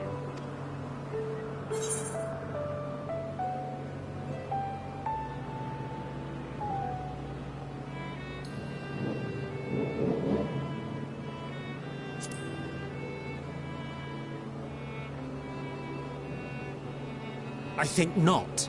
Your nature remains a mystery, but ere I reinforced you, you appeared to be little more than a common familiar, and a faded one at that.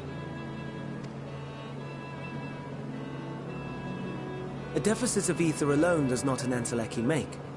It would, however, make it easier for you to interact with Dynamis. And limited though its influence may be, this quality could prove the difference between victory and defeat. You'd do well not to underestimate it.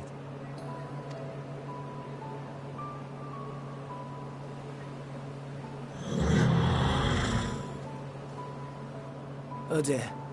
I'd forgotten about the poor fellow. You must excuse me a moment while I go and verify a few more things.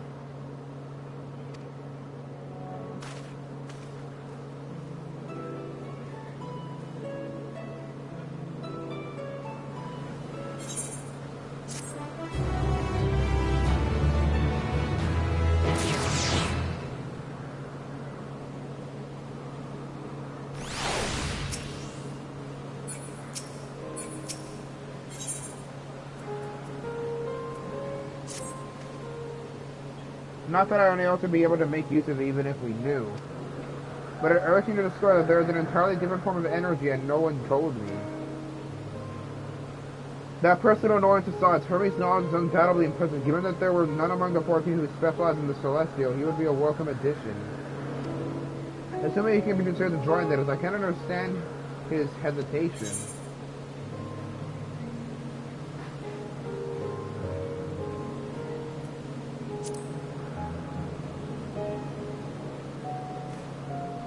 Oh, you wish to know why Emet-Selch was chosen for the convocation? I should be glad to share the tale. Ahem, it began when...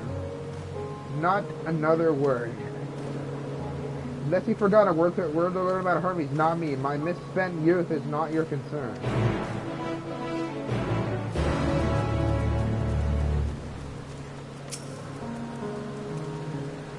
My apologies for the way I haven't expected the Amphilos, or I was thinking, was it the Dubu or the Dubaboo?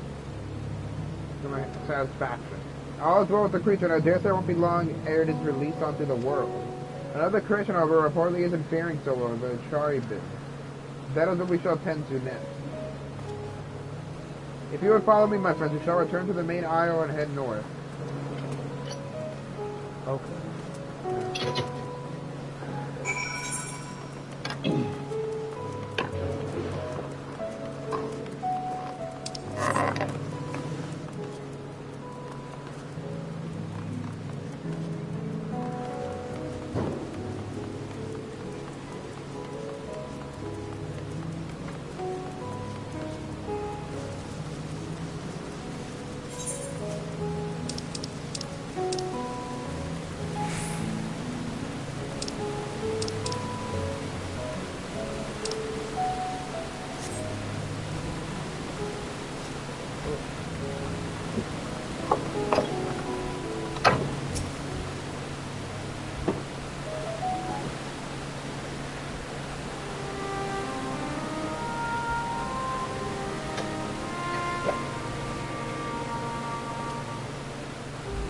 I understand there's a problem with one of the Charybdis.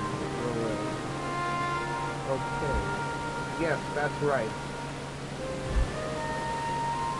As you know, the Charybdis are based on a sea creature, owing to the adjustment to enhance its affinity to wind. It is capable of flight. The specimens created from the concept can fly without issue, but a problem arose in the subsequent generations. The third generation creature was born with an etheric bound, leading stronger towards water, its aquatic origin reasserting itself, it would seem. The result being its affinity to wind is diminished and it cannot fly. No matter what we try, we can't get it to rise even the slightest bit.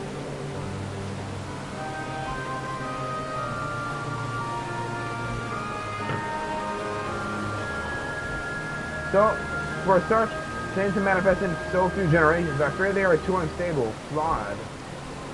With your permission, I will reverse the creation and recommend to the Bureau that the concept be revised. With an etheric bound seeing towards water, the Charybdis would indeed struggle to manipulate wind. Yet it is too early to conclude that I cannot fly. Having failed, the person may simply have developed a fear. I shall transform and fly with it, helping it to manipulate wind until it finds its wings. What? You needn't go to such lengths.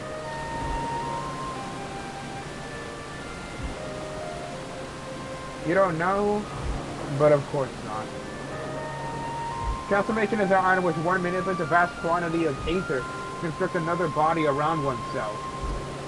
In practice, it allows one to assume any conceivable form and thereby transcend the limits of one's flesh. Can I do this with the echo or something? Yet, convenient though it may be, transforming in the presence of others is considered religious in the extreme. It encountered unseemly as running robeless, shameful. I'm to understand you make a habit of this. Nothing of the sort, just that when transformed I can wield the wind and fly. It may seem excessive, but what is our shame? But what is our shame next to the lives of these creatures? It is a pretence, and we owe it to them to do all in our power. Be that as it may.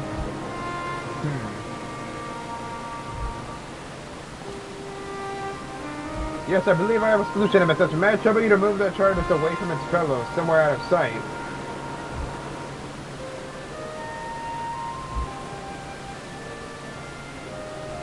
Meanwhile, I'd like the rest of you to help me prepare here. What mischief are you scheming now? No mischief, I assure you. I would but spare you the need to report to your colleagues that Hermes committed an indiscretion. So have a little faith and run along.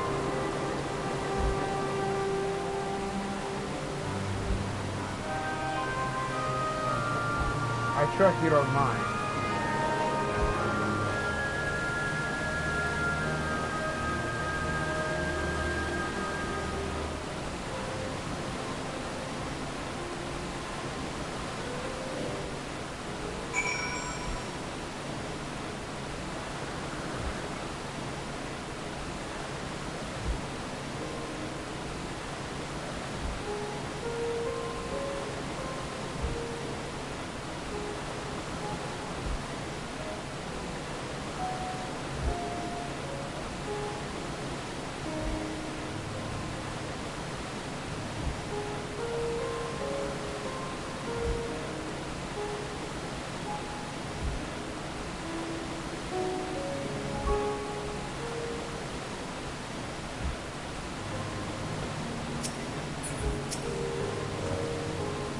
Emet-Selch is outside, good. Let's speak of the plan.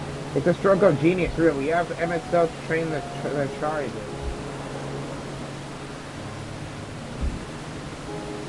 Aside from being able to fly untransformed, he can readily see aether currents.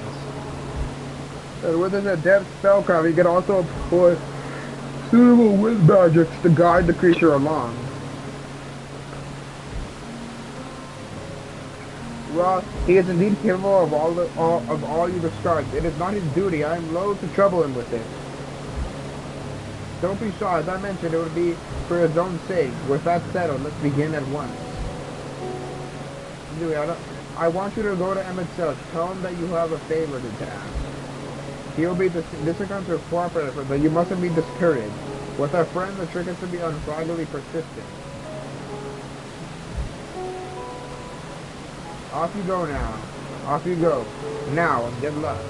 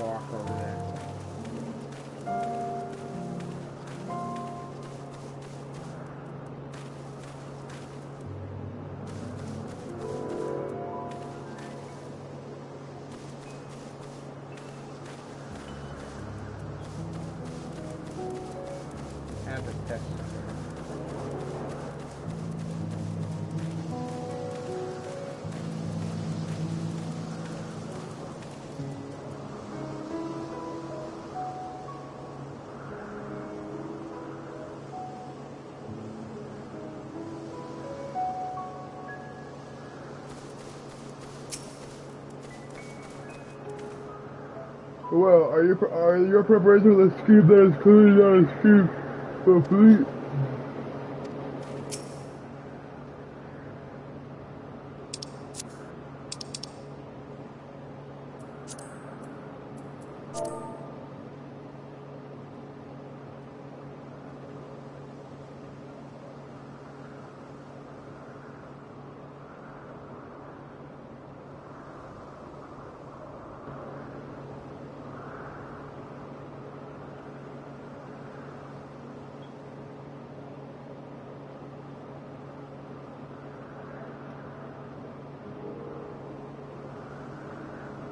I have a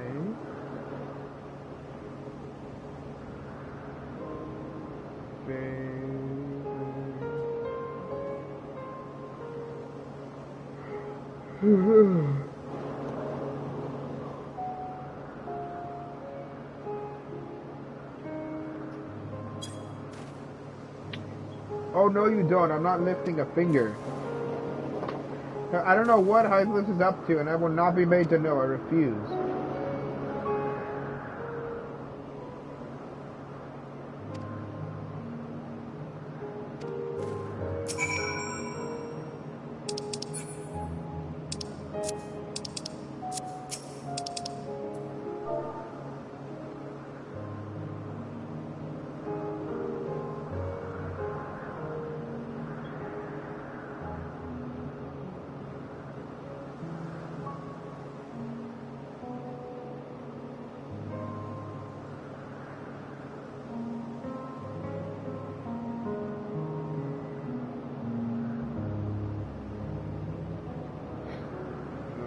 That part up.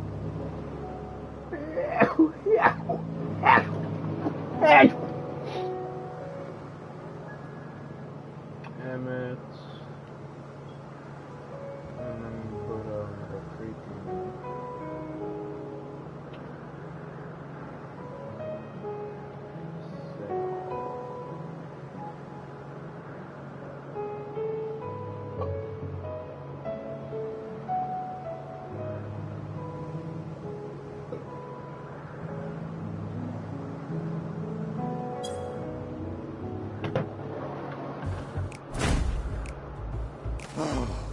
No, no, no. You are not foisting this nonsense on me.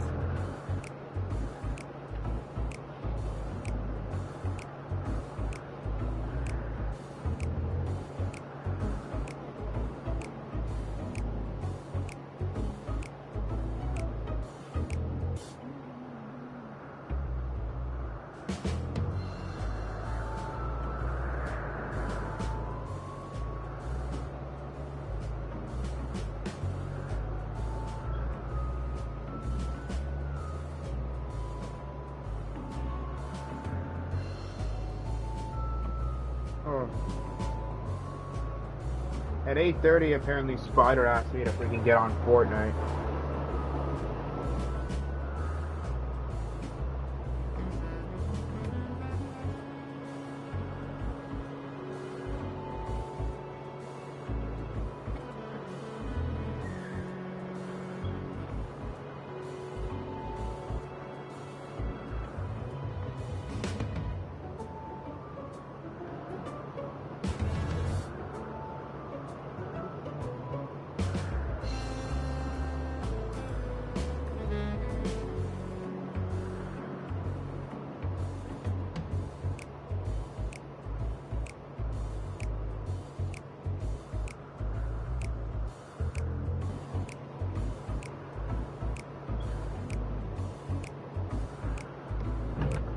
No, you are not posting this nonsense on me. Okay. I'm given to understand you have the power to help the Charybdis, and should be quite willing to do so. And so I appeal to your better nature, most benevolent Emet-Selch. Please teach her to fly. It cannot fly. Or else Hermes will transform. Right now.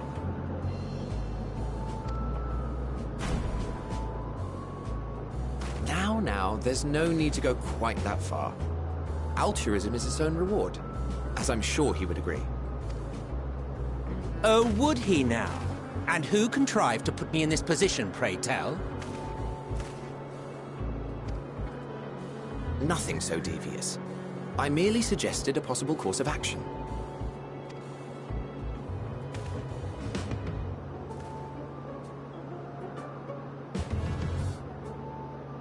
Please, Emet-Selch. Please. Selch? Oh, I thought it was Emet-Selch. It's not pronounced Emet-Selch, but Emet-Selch. So the H is silent.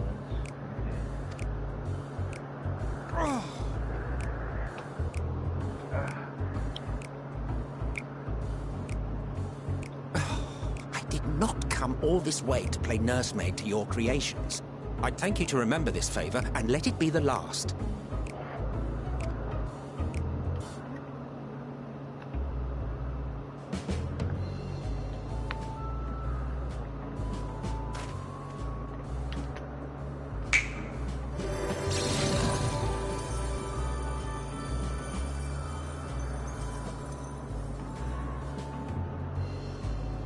I will aid it once it has taken to the air. It falls to you to shepherd it skyward. Oh my freaking god. Why does that look like one of the creations that, the little nightmarish things that I saw in the flashback of the Final Days in Amarod, and the ones I saw in Thavnir? Oh my god, they're created. I guess, oh yeah, they did mention that when the Final Days first happened, the Amarod team's creation magics went rampant and wild. Oh, all those poor, beautiful... Please don't tell me the blue-haired girl also turned into one of those monsters. I'm gonna be mad. That must have broken Hermes' heart.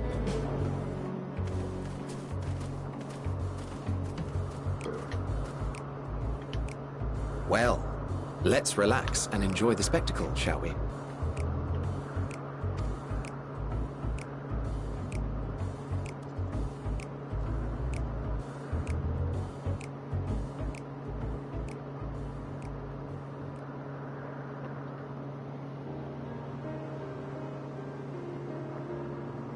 You were wondering why Emet-Selch joined the convocation. Truth be told, he wasn't the first choice for the office. I was, on the strength of my ability to see ether. But I declined the offer. For though my vision is exceptional, I am pedestrian in all other aspects. Worse even. Wait, so, was Emet-Selch's actual name Solus Ye Galvis or something? Is that his actual name? Quite abysmal when it comes to manipulating ether, for example. Couldn't transform even if I had a mind to do so. Why? Why, Spider? Why should I get on Fortnite? Give me a good reason why I should get on right now.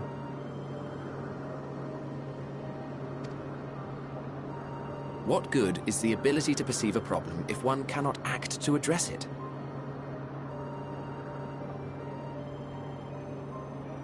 So, yeah, Spider, type in my chat right now why I should get on Fortnite right now. Why?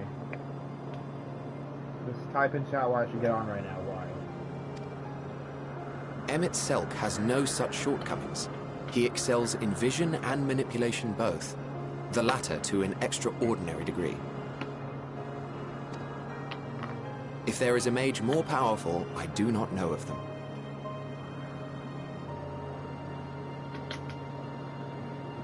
Nah, I want to play my game right now. Why do you want me to freaking get on? Earlier, Pokemon asked me to get on, but I said no because I'm playing this game. I'm trying to do as many quests as I can.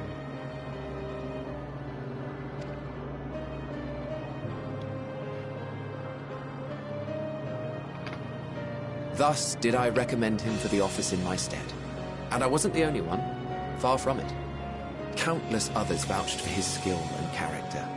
People the world over, to whom he had previously lent a helping hand. I want to play my game right now, Spider.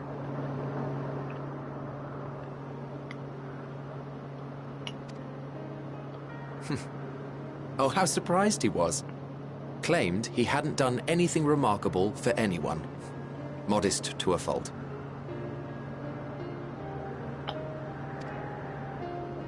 He deserved every bit of acclaim he received. Yet he may well have gone unappreciated were it not for a mutual friend. Oh my god, was it a zine? A singular soul who can't help but involve himself in the business of others. Where he walks, excitement is certain to follow. His antics irritate Emet-Selch to no end. But much of his grumbling stems from genuine concern. When our friend calls, he never fails to answer and lend his talents. And in the course of doing so, he himself came to be recognized and respected by those around him.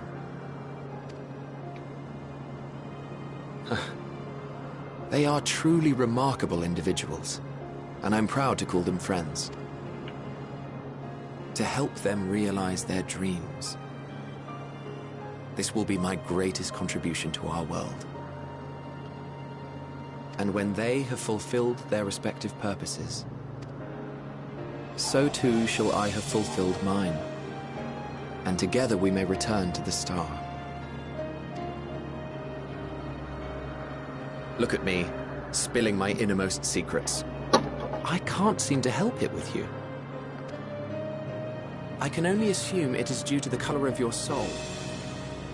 I just don't understand how you can be so alike and yet so different. Well done, my pet. Well done!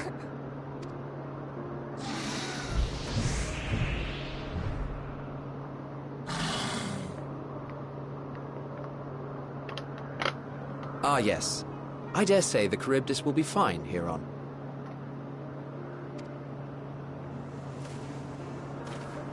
Why don't you go and signal to Emet-Selch? Let him know that his arduous task is at an end. Okay.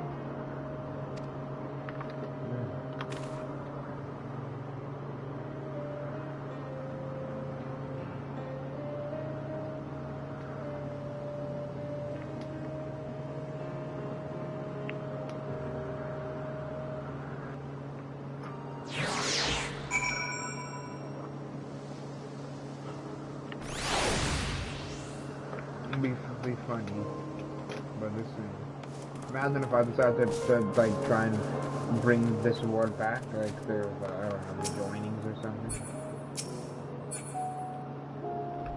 Oh.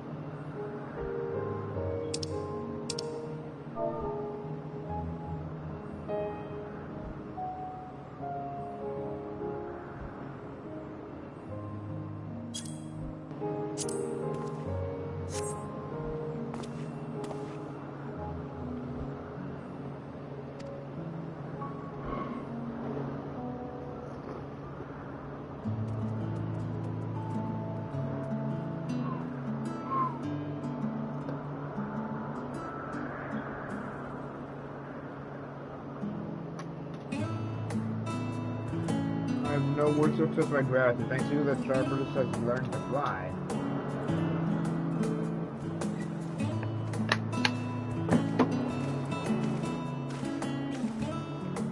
And Zooey and I can relax and have a pleasant chat.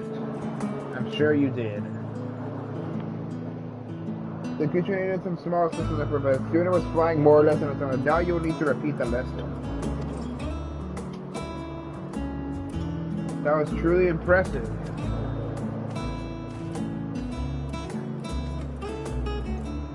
I witnessed it all from afar. Whatever this is, flies.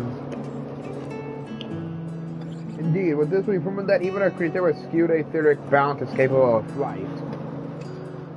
So we hope to achieve this. The whatever it is called is a herd animal. Is a herd animal. They may well aid their struggling kin in like fashion if and when the need arises. Keeping this in mind, I bid you continue observing them. If that is what you want. If I may say so, rather than hoping an idealistic possibility comes to pass, It not be similar to have the concept adjusted. That way we can guarantee that anomalies such as suspects that are never born in the first place.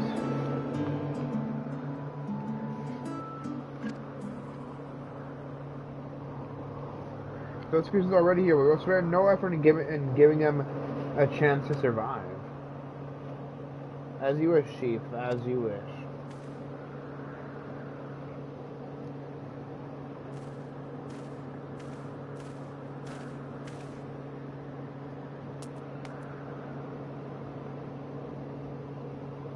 Hermes.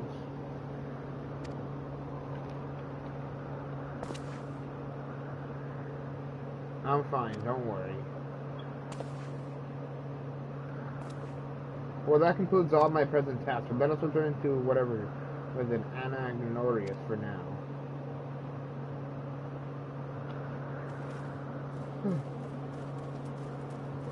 Oh,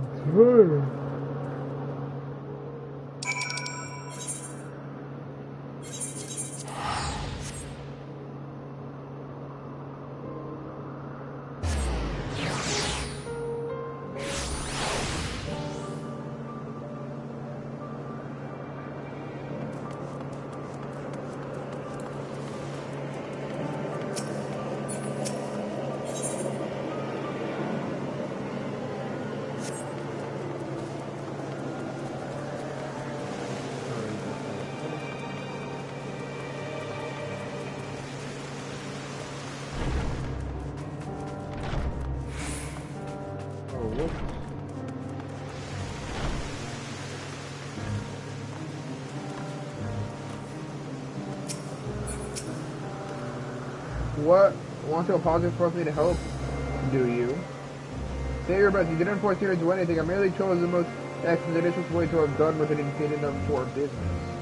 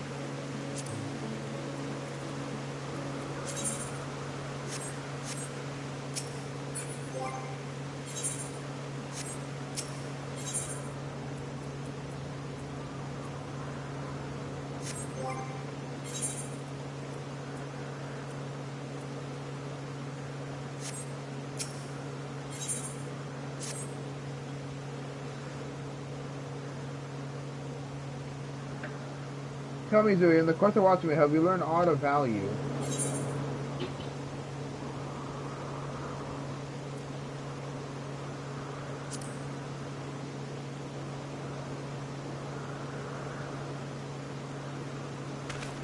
Don't know if these curses of such an obscure phenomenon should be of interest to you. Chief Hermes, what good fortune to find you here. Is something the matter? Said Lincoln, I'm afraid it's done it again. No sooner do to release one for observation that it set upon the nearby blah blah blah, slaughtering them. Was the creature hungry or somehow provoked? I had just fed them myself and was keeping a wide berth. It is the nature of the Lincoln that is to blame. Their innate viciousness. Temperament aside, it is an outstanding creation, perfect in form and function. Though it may not be suited for release, I have no doubt that the Bureau will accept its concept for preservation. In any case, there's no point in postponing the inevitable. Doros will revert them all that once the paperwork is in order. What is the scene of the incident?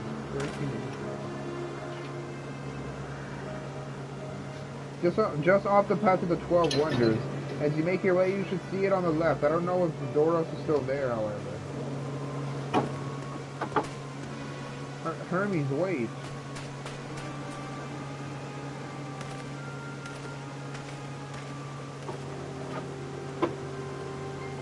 This is part of his work than I would observe. We follow.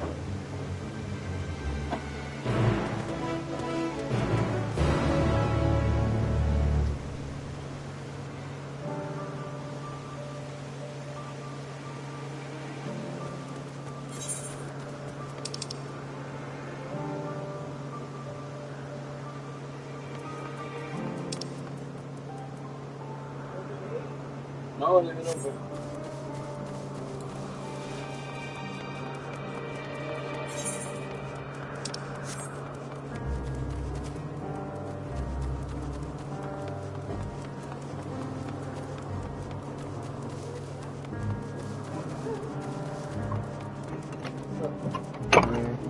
Where'd you guys go? Charging it.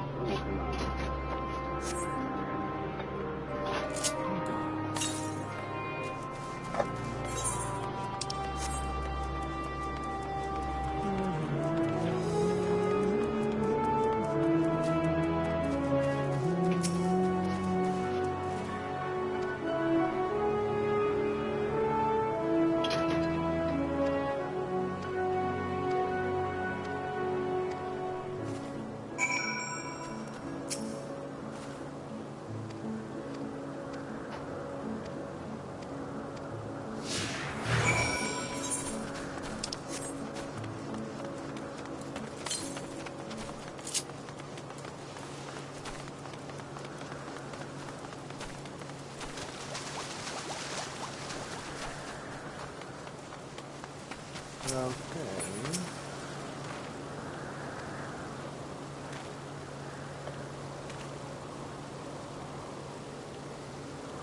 As them familiar.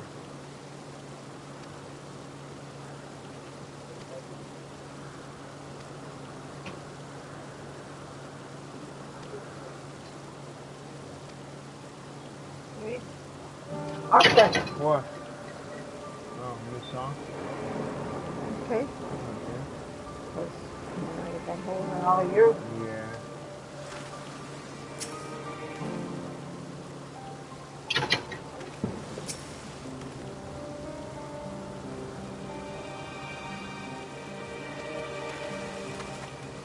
Granted, what? Okay, weirdo.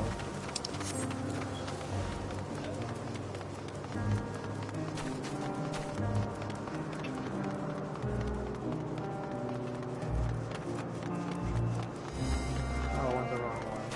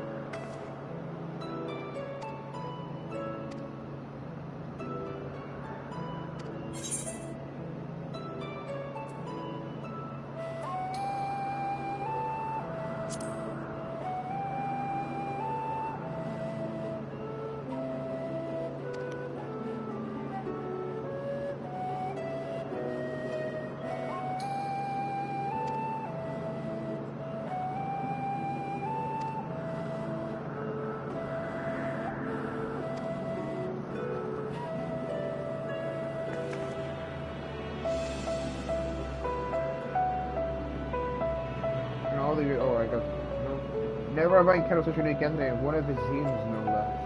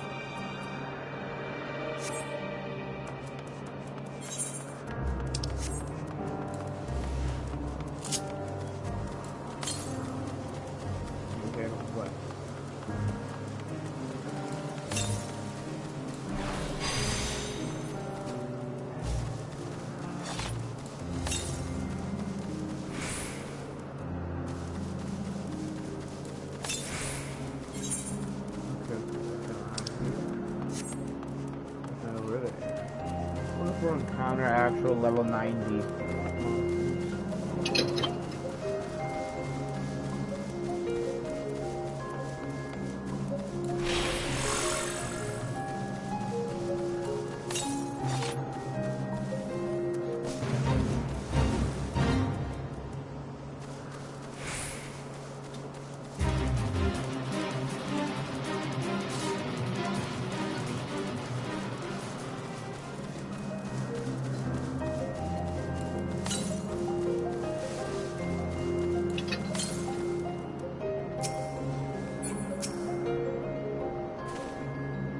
The Black Curse is a person unmistakable, and Lycon is indeed responsible.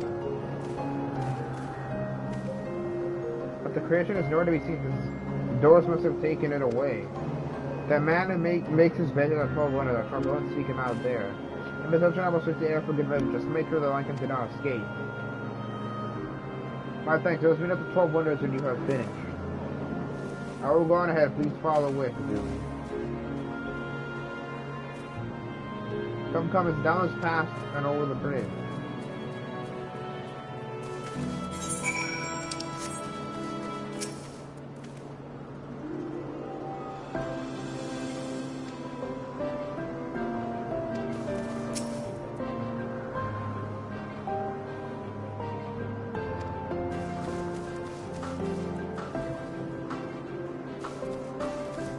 Imagine if this thing where it kind of chases like a dragon or something.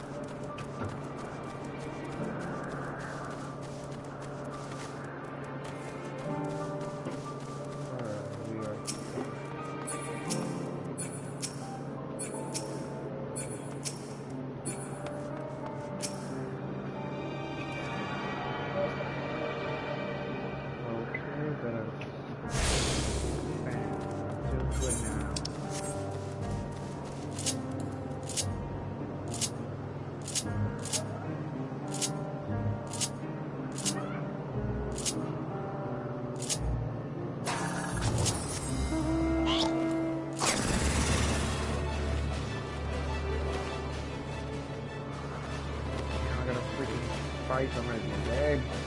More bites on my legs than ever before.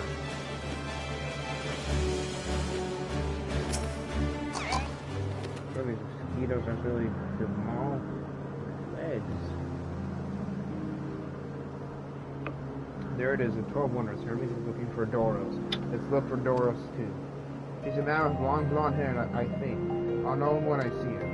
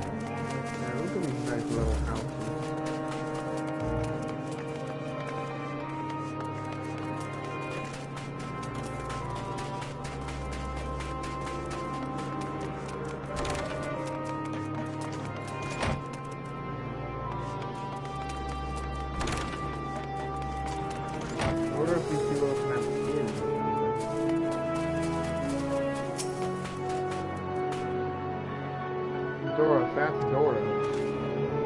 Well, now, if it isn't Meteon, what brings you here?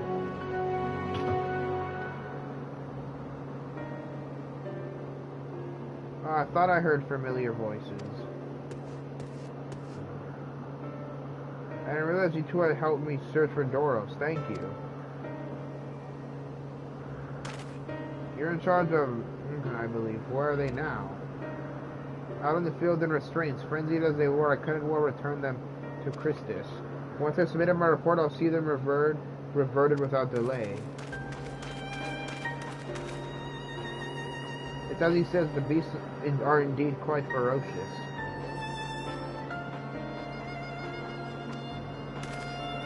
You're one of the 14. Well, what brings you here? Nothing you need to concern yourself with, as you were. We've heard the news that a Lycon slaughtered Okiopti, so if the observer in charge, you are of the opinion that they are not fit to be released. I am. Their abnormal grit and exceptional strength are for a highly problematic combination. It matters not where they are released. Lingers would threaten other species and upset the natural order. Can it be that the specimens observed an outlier? Highly unlikely. We've created a good many of them, all exhibited the same tenacity. Even when we used Karios to begin with a fresh slate, their behavior was unchanged. Karios? A memory reconfiguration system. The chief himself created it. It allows us to erase or alter memories that we may observe creations in the different environmental conditions without needing to remake them from scratch. Quite impressive and potentially dangerous, depending on the intensity of etheric emissions. Patrons may wish to have words with you.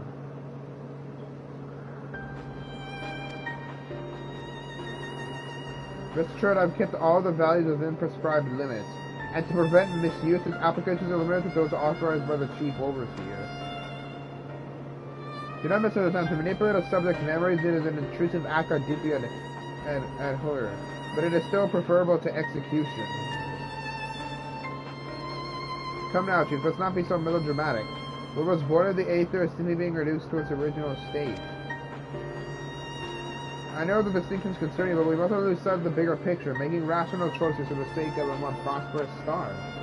If a creation cannot be properly studied even with the aid of Karios, we remake it. If a creation is deemed of dimensional existence, we unmake it.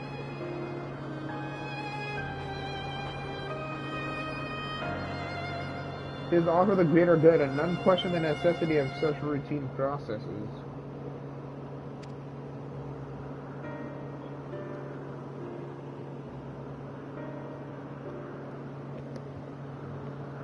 I understand the things I do. I would never think to unleash a clear and undeniable threat onto the world.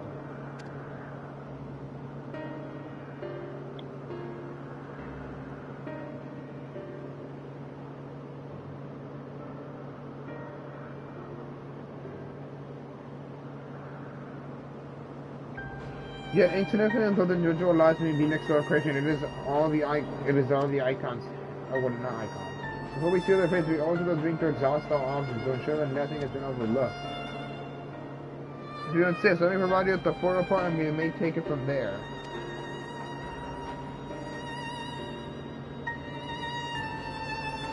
Would it be possible for us to attempt the discussion that Emet-Selch may better carry out his duties? By all means.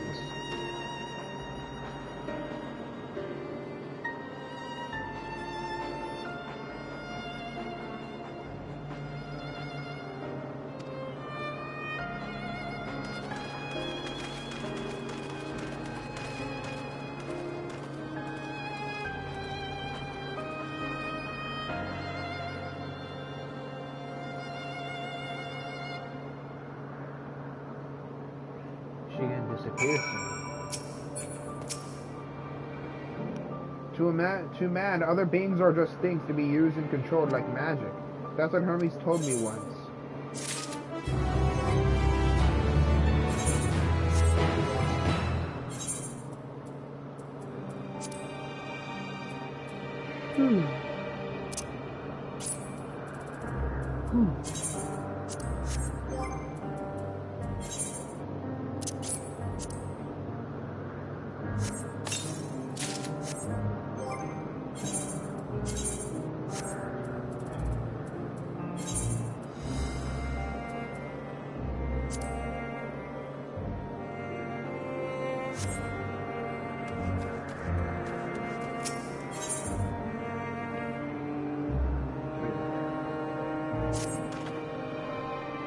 I fear this discussion may take a while, during which time...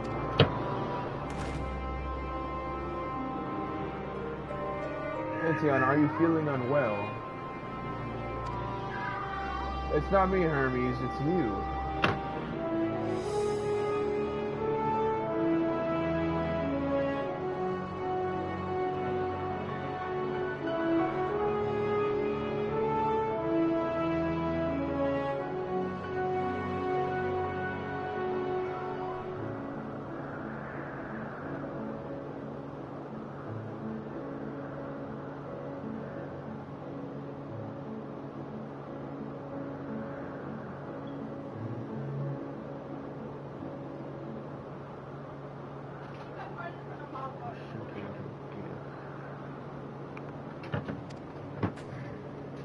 I won't go to the meeting. I'll stay with Zui. Lower the line to impose. May I leave Metion in your care again?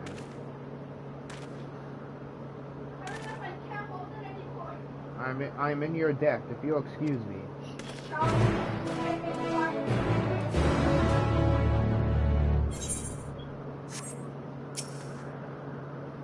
Can you help me with something, Zui?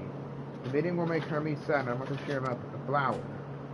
Hermes likes flowers the most of all the creation in Elpis. Most creations are expected to be interesting or beautiful or strong better in some way. But flowers are different. They're designed to suit our emotions, what we feel and want to convey. Hermes likes that. I can't make flowers, so I'll search for one, and I want you to search with me. Let's start here at the 12 Wonders.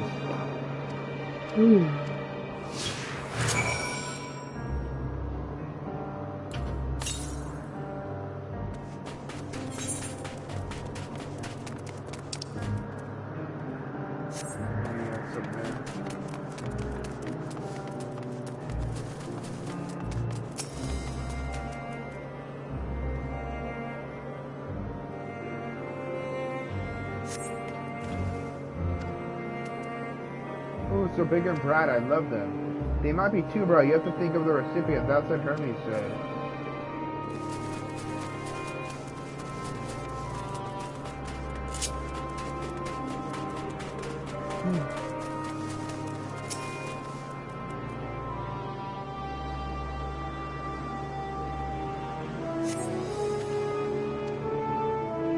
no flowers. If there were apples, we could have covered them in syrup. Let's head outside next. Don't worry, it won't wander far.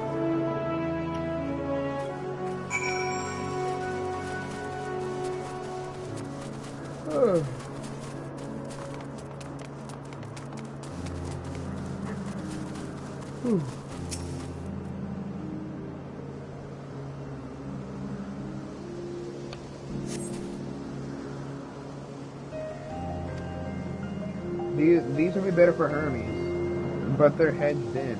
It means we shouldn't touch them. They're either under observation or poisonous. Any other place should be fine, though. Let's keep looking.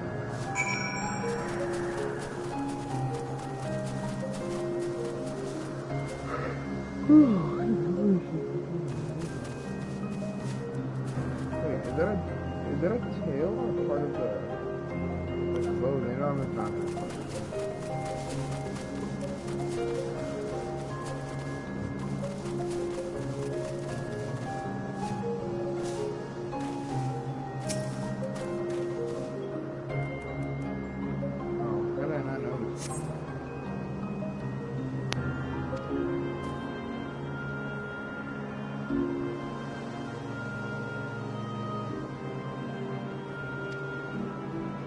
When Hermes wasn't looking, it shot seeds at him. Not a good gift, maybe.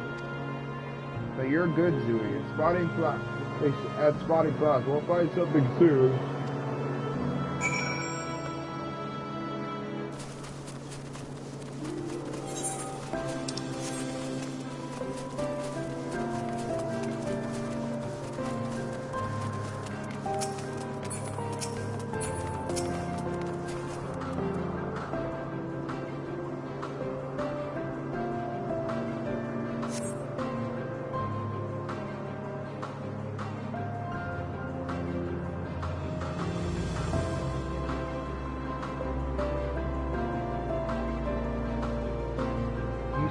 You spy nothing promising nearby. At best, common-looking grasses with some few tiny flowers. Nothing around here. Ah. Over there's doing something very huge.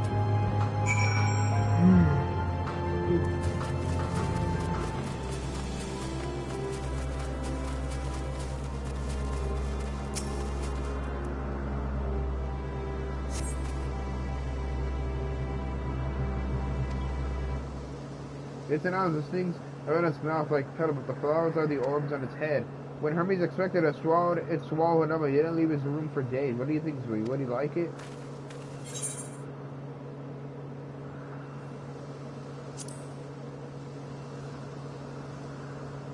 So not this one either.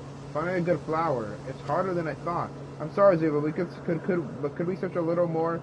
Maybe up as far as the fields over there. I'll pick something after that, I promise. I was kind of hoping we could fight it.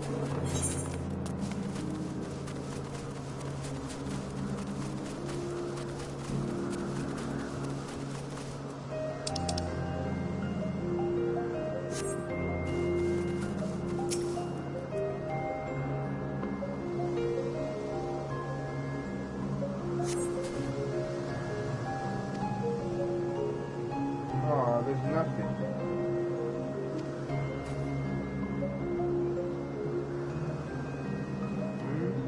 That shiny thing over there, what could it be?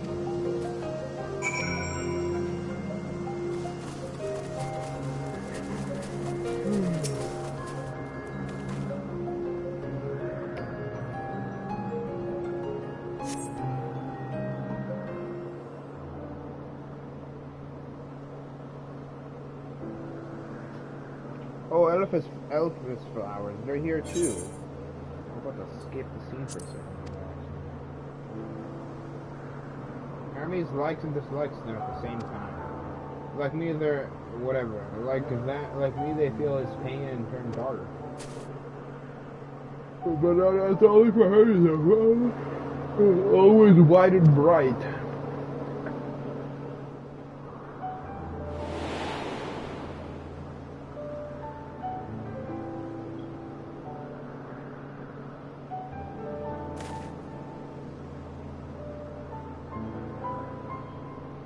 through the flowers dark in your home? Then, do you have it do a dark emotion?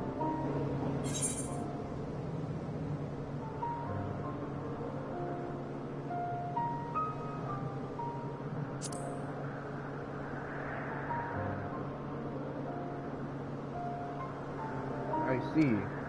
Hermes has known the same. The feeling that a part of you is gone again and again, but no one notices. Please, Zoe, won't you lend it to me? Your pain and sorrow. I was going to make the flower dark in front of Hermes. He has been in a dark place since before he created me. He needs to know that he isn't there alone. That others are sad too. Truly, you'll do it?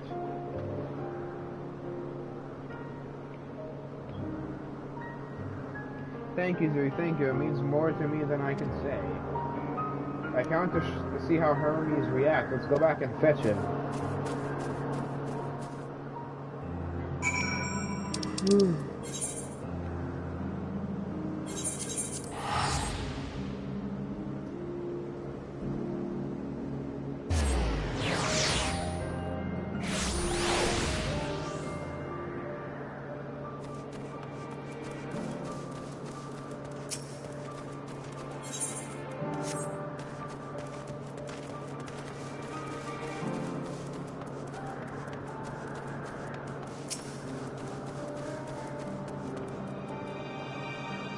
It seems they're still talking. Let's wait until they finish.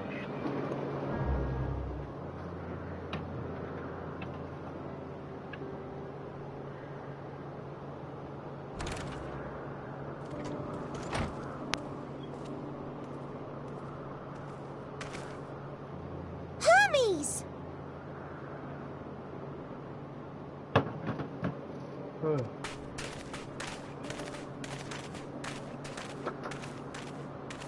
Oh, you were waiting for me.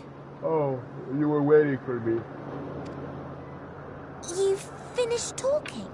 You finished talking. Okay, now I'm gonna stop. I'd like to read at least the first two. Yes, we've come to a decision. My thanks for keeping Meteon company. Is he gonna refuse to join? Emet-Selch and Hythlodaeus have already retired to their rooms. There is room for you too, if you would follow me. Wait! I want to show you something first.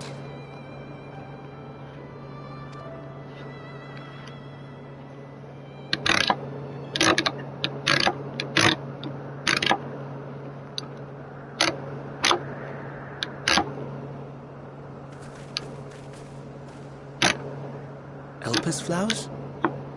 Is this why the next quest is gonna have the name Execution in it or something? Or something completely different? Go on.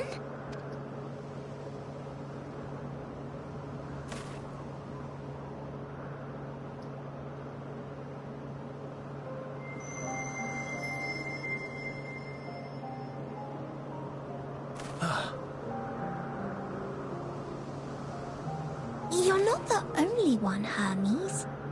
Others feel sad too. You're not alone.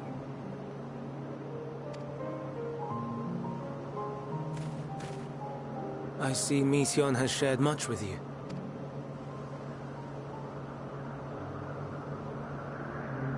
That she did.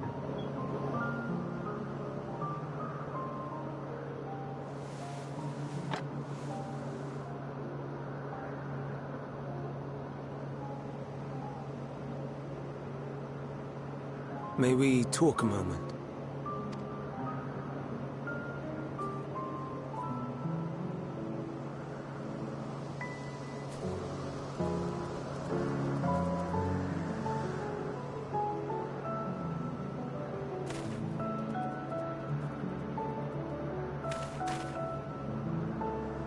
I do not think it wrong that we live for the star, that we strive to make it a better place. And yet, in carrying out my duties here, there are times when I am plagued by doubt. Do you recall what Hythlodaeus said when we first spoke of my nomination, death, is the privilege of those who have fulfilled their purpose, a choice they embrace of their own free will, and when they depart, it is always beautiful. Perhaps it is, but only for man. Creations that he deems useless are discarded with nary a second thought. Some scarcely born into the world, afforded a handful of breaths before life and potential are abruptly extinguished. We make an effort to spare them the pain. They sense what awaits. Rage and anguish and cower and fear. And it is not beautiful. Maybe that's why all the creations went haywire, because they had fear and anguish because they were going to be destroyed because man deemed them, imperfect or something. Yet no one cares. No one. So fixated are we upon the duty that we do not pause to question the method. Pain and suffering, confusion and despair, writ plain in the eyes of those poor creatures. Yet no one sees. We turn a blind eye and carry on in blissful ignorance. Not to miss. And always, always the blossoms shine pure and white. A contradiction so blatant I could scream, want to scream. How can you all accept this aberration? Then I wonder, am I the aberration for thinking thus? And I'm filled with dread. But now I know I'm not alone. Not the only one for whom the flowers weep. I won't ask what you thought as you kneeled beside the Elpis, or if you only did it at Meteon's insistence. Nevertheless, I thank you. No problem, man. To know that you too have experienced suffering is a comfort. It's kind of weird, bro.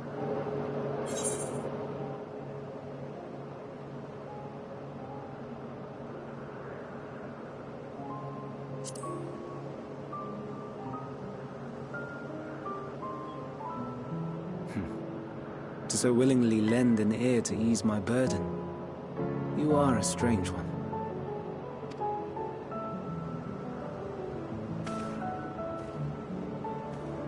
The stars in the heavens. Know you what they are?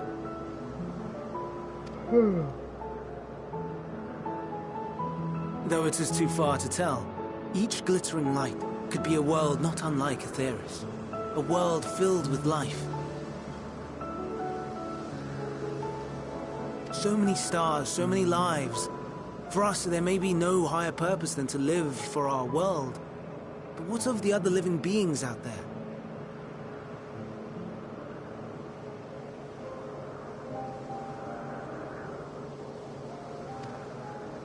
What is it that gives their lives meaning? That drives them day after day after day? To pose that question to our undiscovered cousins, I created beings of dynamis, who can traverse the vast emptiness between the stars. Meteon and her sisters. Sisters. She has a great many of them, and they have already departed on their journey, traveling to one star and then the next in search of life. As one might expect, exploration on such a grand scale is rife with difficulties, and thus far I've naught to show for it. But I have faith that we will make some manner of discovery ere long. There are aliens out there, considering, these are sonar and stuff, And when we do, I should be glad to share our findings with you, in gratitude for your kindness.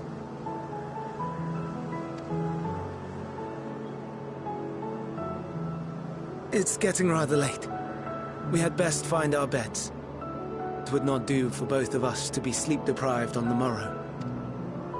Come, Meteon. Let us head back. All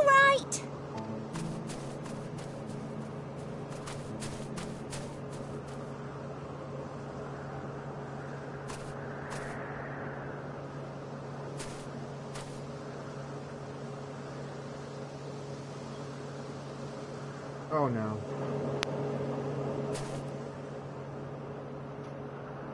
I have a bad feeling about this, and I have a bad feeling about if she's gonna either die, if she's gonna either like, disappear / die or something like bad might happen.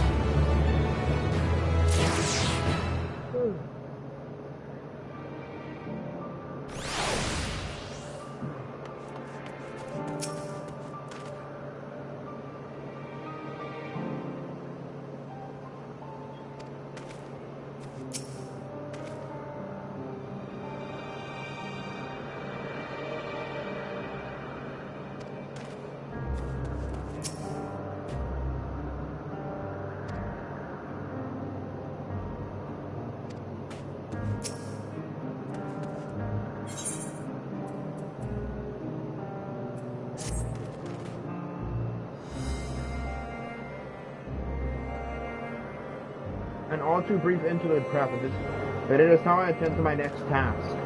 As Emet-Selch and Hythalos are aware, we reached the verdict regarding the fate of the Canoas. 7 were created for observation, and all 7 must be unmade. Dorf has followed the correct protocols, and as Chief Overseer, I can find no fault in his judgment. The Icons would disrupt the natural order, ravaging and consuming other species until they themselves starve and perish. They cannot be released into the wild, and they cannot be allowed to remain here in Elpis. I intend to petition the Bureau of the Architect to have the concept preserved as a restricted hazardous life form. Hythalos has pledged to support me in this endeavor. Yet wherever the Bureau decides, existing icons have served their purpose. Dorf is already isolated of the creature and is preparing to carry out the necessary measures. I will join him forthwith. It is my duty to witness the conclusion to this study. If you are resolved that we have to accompany you. Of course, let us be off. We return to the main island.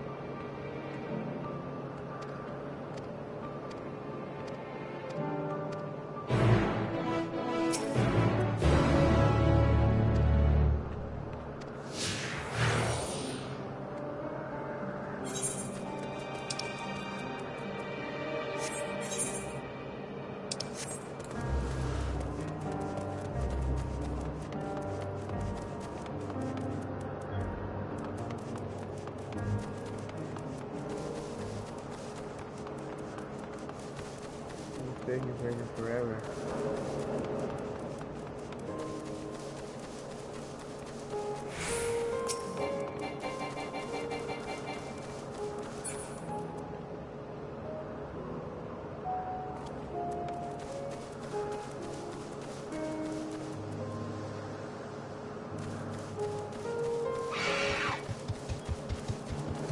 Oh my god.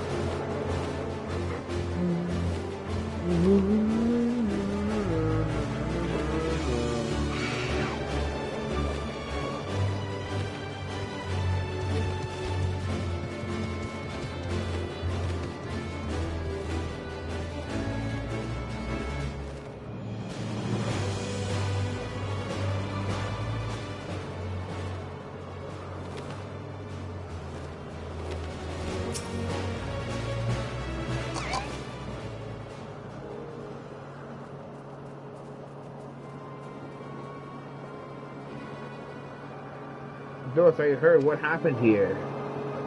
They caught me off guard. I had them bound to Theo's shack, but they became friendly, even more so than usual, and broke free. Or step 4, the other 3 escaped.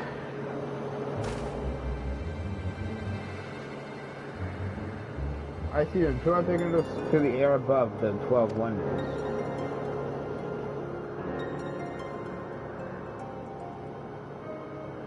The last one is up ahead, lurking out in the fields. You and Zui handle that one. The pair is in order. You can leave to me.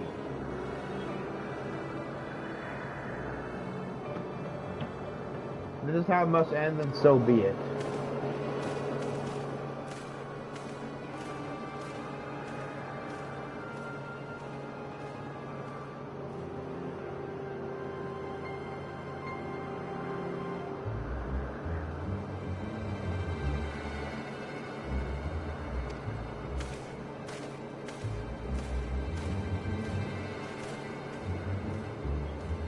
You want to stay here with Doris. But Hermes... spare you their pain and mine. This is my burden, not yours, but if you are intent on helping, then please follow my lead.